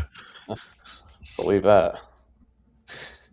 And Dollywood's getting into the running game because that's what I'm doing this weekend. That's right. Heck yeah. 5K, 10K, and half marathon. So are they all the same day, or are they? I think 5K and 10K are on Saturday, half marathon Sunday. Okay. I think that will be my eventual reason to get out to Dollywood because I still have yet to go. I've been wanting to go to that park for so long. So I'll let you know how it goes this weekend. Yeah, I know they're doing a fall. I think they're doing a fall race series too now. I think so. Yeah. So yeah, I'm excited to follow along this weekend. That'll be cool to see. I'll definitely be taking some video. Yeah, I will still be resting in my bed, letting my legs recover. All right, guys. I sadly do think I need to step away. My alarm goes off in 6 hours. Jeez. So, Allison, thank you for finishing the podcast for me. Chris, once again, congratulations. Seriously, so happy to be able to be a part of it for as brief as it was. But that's also your fault because you made it brief with how fast you were running. I did make it brief, but it's okay. I'm sure in this final section of the podcast, I'll share about our cruise running. Yes, please do. I will. Bye, guys. All right. Bye, Bryant. Bye, Bryant. Oh, no more Bryant. We miss you already, Bryant.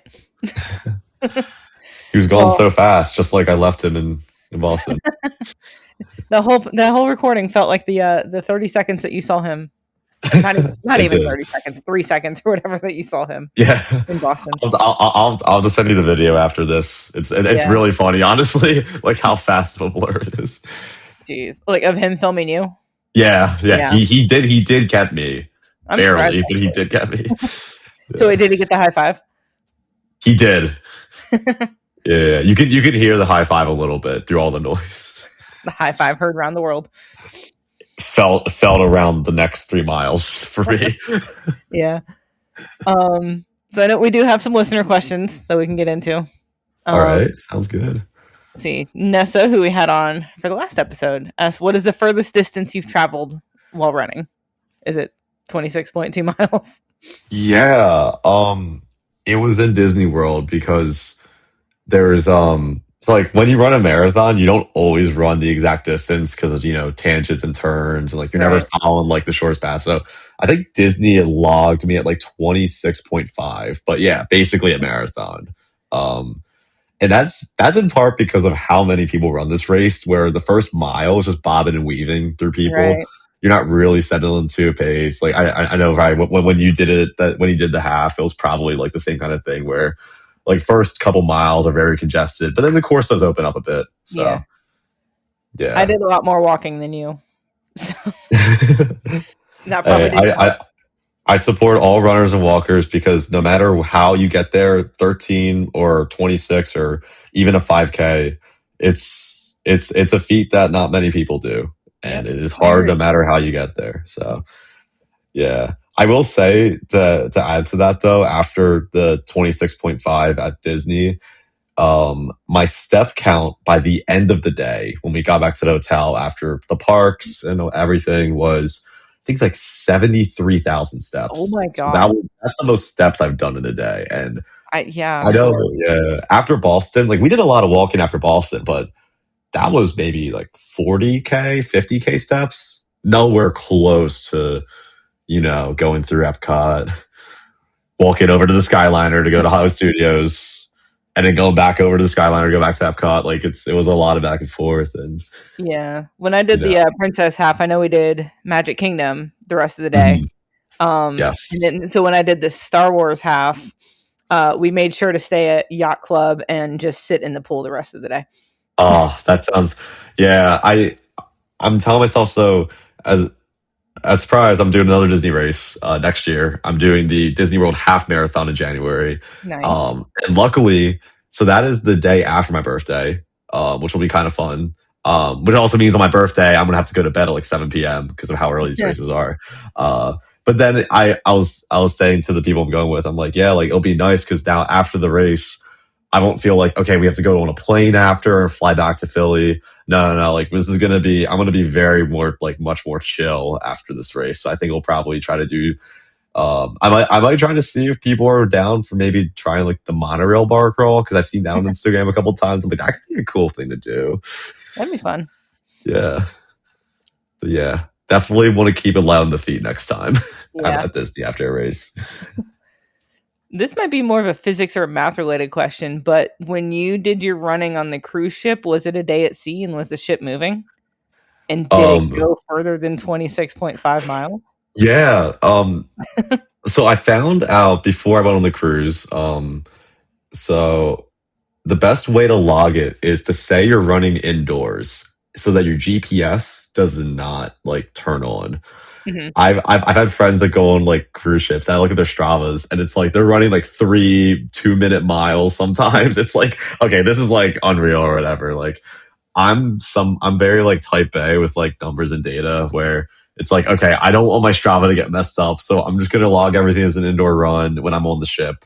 Um so yeah, I did all my miles either on the treadmill on the ship or on the ship deck track, which is underneath the Bolt coaster. Um I also did get to run at a bunch of stops, which was really cool. Like a side thing. Like I set after a goal on the cruise to run 50 miles since it was in the middle of Boston Marathon training.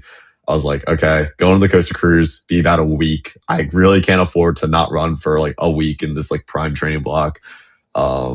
So that was really fun. Bryant, I forget if you mentioned it earlier, but he ran his first mile since his Achilles injury, which he got on Coaster Cruise 25, like 2025. Yeah. And then the Coaster Cruise 2026, he ran his first mile with me on the top of the ship, which is really cool. Around the dodgeball court, which had happened on too. It was a different ship, but it was like the same kind of like carnival ship layout. And a lot of other coaster enthusiasts that were on the ship, I just told them about the plan of like running 50 miles throughout the entire week total. a lot of them joined me like many That's mornings, so which I was cool. shocked because I was not getting up late. Like these were like 6 or 7 a.m. like workouts after a whole night of activities, after a whole night of like going to the island excursions and then like partying on the ship and having all like really good food that probably is or is not good for you. um but yeah, like the one day I told people, hey, I'm going to be on the ship deck at like 7 a.m. I'm going to be running like this many miles. Like, even if you just want to join for one lap, which one lap was about a seventh of a mile. Um, I was like anybody show up, and then I'm working on this a little bit creative side now, working on a YouTube video. I still have yet to finish it, but where I run 50 miles on the Coaster Cruise. And a lot of the video is that day of just like running with people, chatting while running.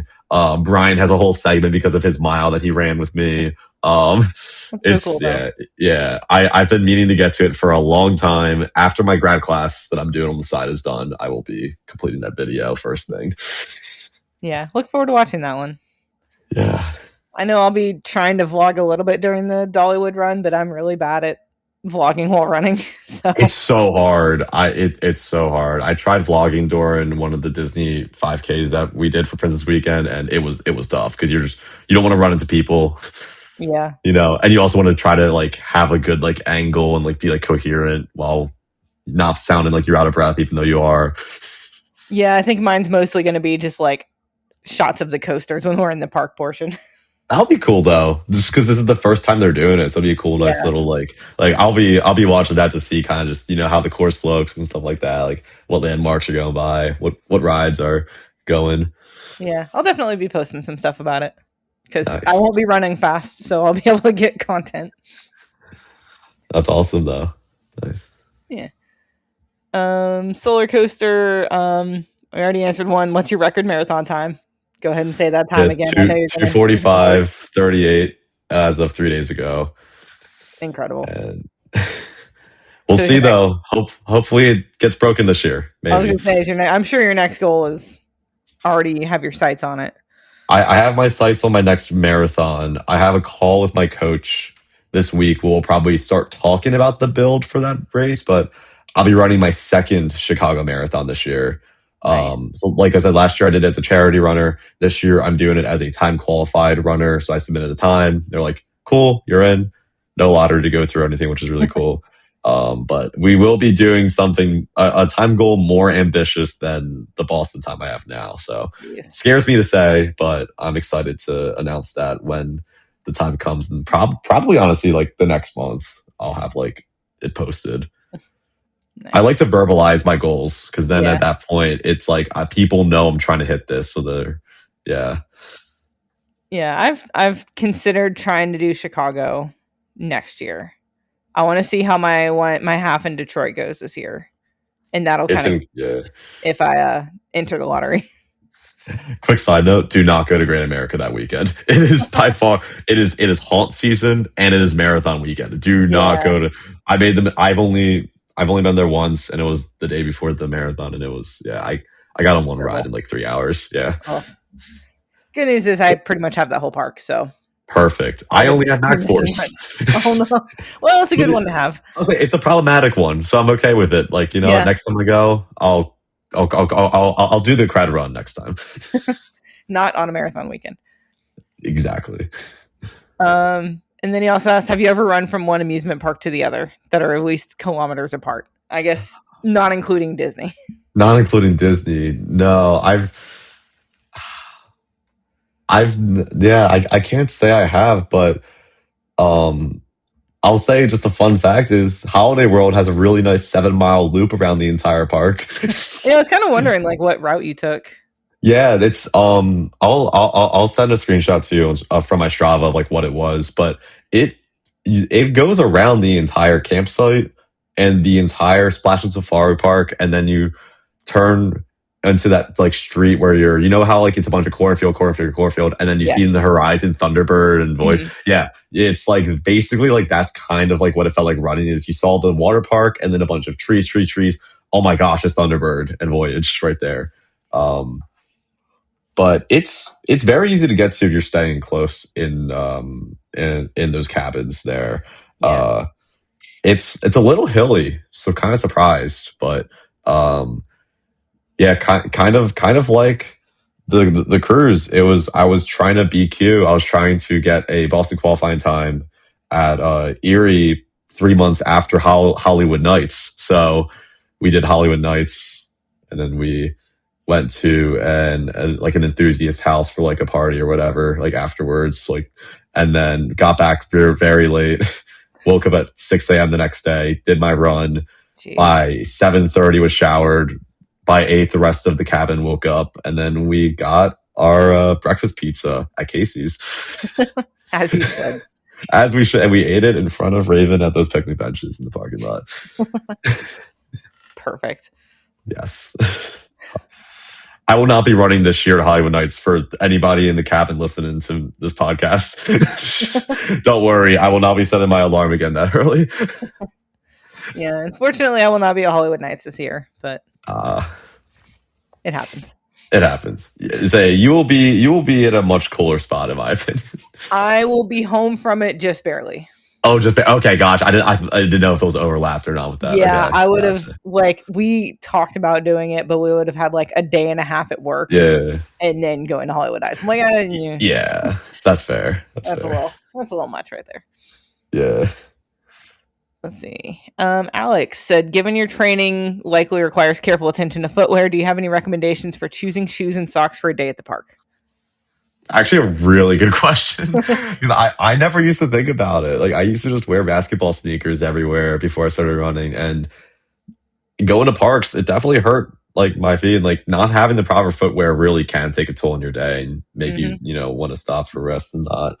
I mean, my biggest thing with taking out a right pair of shoes is just you should go to a running shoe store, even if you don't plan to run, because 90% of them have either a machine or just an expert that can like look at like the way your arches are or like the way you walk even and like see like do a whole analysis of like these 3 shoes will be really good, or like, oh, maybe you should try these insoles and like they'll really help. Because I really just wear whatever shoes I'm doing my easy runs in at the parks, and that has me going at Disney from like rope drop all the way to extra magic hours at night sometimes. So getting things that I'd say are best for your comfort. Even if you don't plan on running stores are a really good place to start, just to even like start that. And like those analysis that they do are all completely free because they're trying to sell you the shoes at the end of the day. So they're trying to make it for easy as you to be happy with the pair of shoes you bought. Yeah. Socks, I always pack an extra pair, especially if it's going to look like a rainy day. Like if I'm bringing a bag to the park, like I'll pack an extra pair of socks, especially in Florida when there's just those sporadic like downpours and whatnot. Yeah, I'd say those are my shoes and socks recommendations. Yeah. But no, that is a good question though. For all of my runs, I always wear like toe socks. I've never tried those before. I need them for my toes because otherwise I will get bad blisters, and I still get blisters. But if I know I'm going to be like at a park all day, I will wear those, and they're lifesavers for me. Yeah. And then I'm currently in a pair of Mizunos for my running. Oh, nice. Yeah. That's cool. So is that what you're going to run the 10K and the half in this year? Yeah. Nice. Another thing I'll say I do with running is I track the amount of miles I run in each pair of shoes. So on Strava, if you use an app like that, or I know some other compatible apps that let you like track shoe miles, after like I'd say around 400 or 500 miles, the shoes definitely start getting some wear. The grip's not as grippy. Definitely go and replace them. You can still do a lot of your walking in them, but don't try to run in them or they will increase your likelihood of getting injured. Yeah. Mine definitely aren't there yet. I think I'm at like 80 miles for the year or something like that, but those will last a while too. Mizuno is a good brand. Yeah, I really like them. Nice. Let's see. Brambo said, do you have any bucket list places you want to run? I guess whether that's location or specific runs. Yeah. I mean, for the actual races themselves, New York City is like my last American major I need. That is one of the toughest major courses. So we really would like to run that, like hopefully in the next like 1 to 2 years. But the other majors that there are, like London, Sydney, Tokyo, Berlin, like those are all cities that I've never been to. Well, I've been to London. I'm sorry, I've not been to London yet, but we'll be hopefully this time next year? Question mark. Okay. But but all of those cities are like my dream races pretty much. They're adding Cape Town, South Africa. I think that would be so cool to go to. And then they're even in talks to possibly do Shanghai as another major. So going to China would be really cool. A lot of this does tie into theme parks for like when I do go to one of these races in the future, like I am gonna 100% try to, like combo it, not just for runs, but to go to, ride roller coasters and whatnot. Cause if I'm Yeah. going all the way out there for a race, like Sydney's Look not at parks. easy. Yeah, Sydney's not easy to go to. Might as well go, try to get to Movie World and Dream World and Sea World out there. For sure. Yeah, yeah. Work them all in. Exactly. But a bucket list, I'll say a bucket list theme park I hope I can run in one day is Efteling. I know Brian said it earlier, but yeah, that would be like that park just looks insane from what I've seen. I have never seen a POV of any of the rides because I want to like be spoiler free with everything. But like just yeah. I would say that would be my dream like bucket list theme park to run in. I just want to go to Efteling. Yeah. Run or no run. Yeah, I mean if I could just get there, that'd be cool.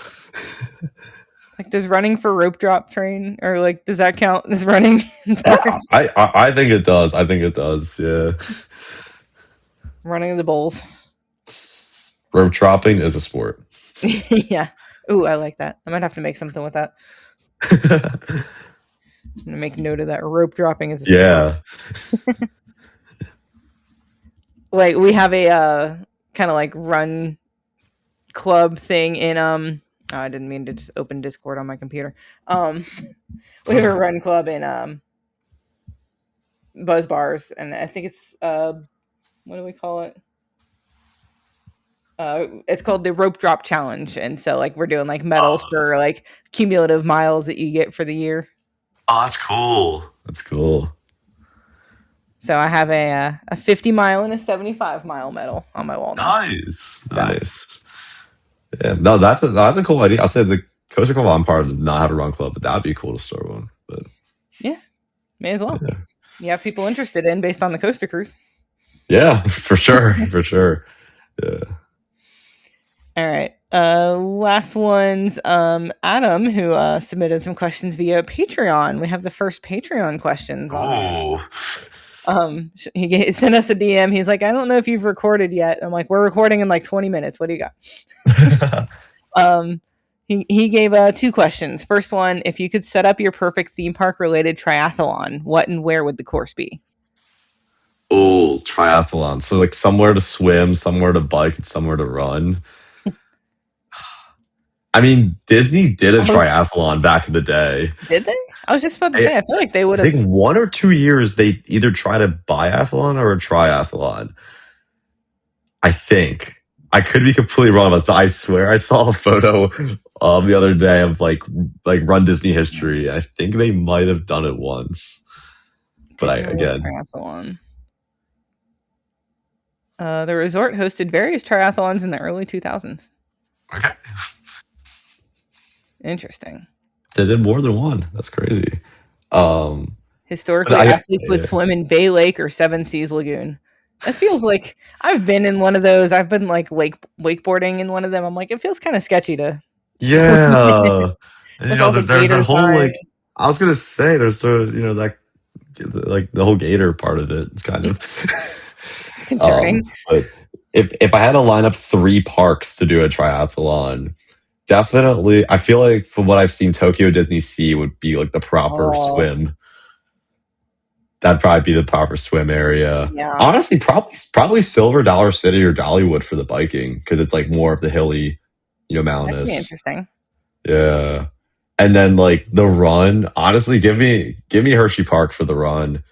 Like that'd be challenging because of how hilly that course is. Yeah, but and also going Going from like Lightning Racer to the front of the park is like half a mile in itself. Oh my gosh, yeah. I probably commented it on when you guys did the deep dive on like a park layouts, but Hershey Park is like one of the worst park layouts of all time. Because I think like we were back at Lightning Racer, and then we started doing like a quick walk to the front of the park, and then my watch was like, "Would you like to record a workout?" And I'm like, "Sure, let's just see." And I think it was like 0.62 or something ridiculous. Yeah, it's about a kilometer. Yeah, it's far. If you walk all of Hershey, including the zoo too, and the water park, it's you can rack up some steps there. You can get a whole 5K in there. I know they used to have one. I don't know if it went in the park or not, or if it was just like the town of Hershey had one. But yeah, they stopped it for some reason. I would love for them to bring it back, but a lot of parks are doing these races now. Like Kings Dominion has one this year too. Yes, yeah. So somebody on the cruise, she was training for the half marathon at Kings Dominion, and yeah, that one just looks so cool too. So like, it's the same weekend as Hollywood Nights, but if it wasn't, I 100% would drive down to do that. Yeah, and I know SeaWorld does their festival of the Seven Seas, and they do a 5K to open that event. Yeah. Yeah. I've done a 5K like partially at Over Georgia. I don't remember going through the park, but it was one of the color runs. Oh, okay. Yeah. So I got some fun pictures covered in color in front of Batman, I think. Oh, that's cool. No, that would be a good one. I know, but then there's some lame ones too, like Sesame Place, which is technically it is the closest theme park to like that I grew up in, because it's at a mall parking lot in middle of nowhere, PA. But I should say middle of nowhere. It's outside of Philly. But their 5K is the Sesame 5K, and it just goes out and back in the parking lot. Doesn't even go in the park at all. Hey, it's kind of like your Lake Erie one. Yeah, it is, except it's not by Lake Erie. Yeah. Yeah. Sadly, not the part of Lake Erie to see Top Thrill or anything like that. Yeah. One last question from Adam said, how did you credit run at Carowinds without a fast lane on a packed weekend day? Okay, yeah. So shout out to Adam for letting me stay with him that weekend. That was cool. But I went to Carowinds for the first time like last month, and I was able to get everything except Hurler, just because Hurler just wasn't open for the whole day. But yeah, it was crowded. It was a good park. I liked it. It wasn't that big. It was weird. I felt it'd be bigger. Like in terms, like they have pack a lot in for the amount of space that they use for like the paths. Yeah, Copperhead is the second best ride there. Love that. Fury's incredible. Got the last and the second to last ride of the night on that train. Ran around like twice for us. It was so cool with the ops doing. It was a good park. My first Blue Blasters. Nice. That was cool. Yeah. Yeah, I don't know. I think overall, like, it was as I expected. It wasn't better than I expected, but also wasn't worse than I expected. Like, I don't know. It met expectations, I'll say. Yeah. It felt like a Cedar Fair. It felt like a legacy Cedar Fair park to me. Makes sense. Yeah. Well, that is our list of questions that we have. Anything else you want to add on? No. I mean, further, yes, just thanks for having me on tonight. Yeah. Appreciate you and appreciate Bryant from earlier coming on as well. Yeah. Definitely look out from my socials. I'm going to really try to be consistent now with YouTube. I told myself, like, once Boston is done, I'm going to start locking in, like, okay, I'm going to have a content schedule finally, because that's something I lacked for, like, the entire last year was a content schedule. And I've started to try to, like, learn more editing software and stuff. So I have some fun ideas for running and theme park related content for the rest of this year. I'll say at least the one I'm trying to work on now is going to involve, I'll just say it involves every Disney resort in one video. I haven't decided the exact challenge for it yet, but that's my latest one of the works right now. That'll be fun. We got, yeah, that one. And then I also want eventually just to, like, depending on where my social media stuff goes, like I actually just want to try to see like how hard is it to host a 5K, because I know it is hard to host a race, but I think it'd be really cool to like try to do it and like document how to actually run it. Like different, you need volunteers, you need to get signups going, you need to have like the space figured out, like you need to have water. I kind of want to try to do something like that and like partner with either like an organization or like something around my area to get that going, just to kind of go from like idea of a 5K to actually going on race day and executing it and like having to be successful. So Yeah. Oddly enough, I do have some experience with that. Yeah. I worked at a school and we put on a 5K race a couple times, kind of like in the neighborhood that it was in. Getting like city permits was probably the most difficult part. I was gonna say like that there's all those logistical things that like like you go to sign up for a race these days. There's if you live in a metropolitan city, I'm sure you can find a race every single weekend where you live, like depending on how big or large the city is. But there's all those different things that you don't think about, like getting sponsorships, like to fund parts of the race, getting a company to time the race, and like getting USA Track and Field to certify the race if you really want to go like that far. Like finding a course that actually works and makes sense. I think my dream one day would be to help a theme park get a 5K going. I don't know what would be needed for the parks around me. Like, I mean, I live 10 minutes down the street from Dorney. So if they ever wanted to do something, 100%, but yeah. I think you can make it happen, but doing one in the park, that would be brutal with that hill. It would be, but I kind of like that though, because it's like it's a challenge, like it's like and then you can make a whole like little thing like I conquered like this hill or whatever. Like that's a lot of the Boston Marathon stuff is about Heartbreak Hill, which is only a quarter mile of the whole race. But yeah, no, again, thank you for having me on. Yeah, of course. Hoping to again be more active on the YouTube front. I felt like I've been getting the Instagram stuff dialed in recently, and I'm starting to get happy with that stuff, but definitely wanting to get the more like long form video. It's a whole different beast. Yeah, I have a bunch of raw footage that I have been wanting to edit for so long. So once school is done, I'll be free to edit again for the summer. Yeah. Now that you've gotten through Boston training. And Boston training is done, settled. Chicago will not start for another like month and a half. So yeah, we'll be good. Get those videos done. Exactly. Well, I will link your channels in the episode description. Sounds good. I have a note to find my Batman photo color run thing that I might post in Patreon. So if you're interested in that, I'm linking that in the description too. Nice. I got to get some more unhinged content for you, because right now it's just for you. Hey, first of many, as I'll say. Yeah. That's the goal. But yeah, hopefully maybe this inspired some people to go out for a run. Maybe if you listen to this during your run, let us know. Yeah, and if you're ever at a theme park where I am, let me know. I usually always post my park stuff even on my running social. But if you want to go for a run when you guys are at a theme parks, let me know. I'm always down to. Well, appreciate you, Chris. This was fun. Appreciate it. Till the next time, # keep thinking inverted, and I really got to think of a better motto. Keep going the distance. We'll see you all next time. Go the distance. Yep. Thank you.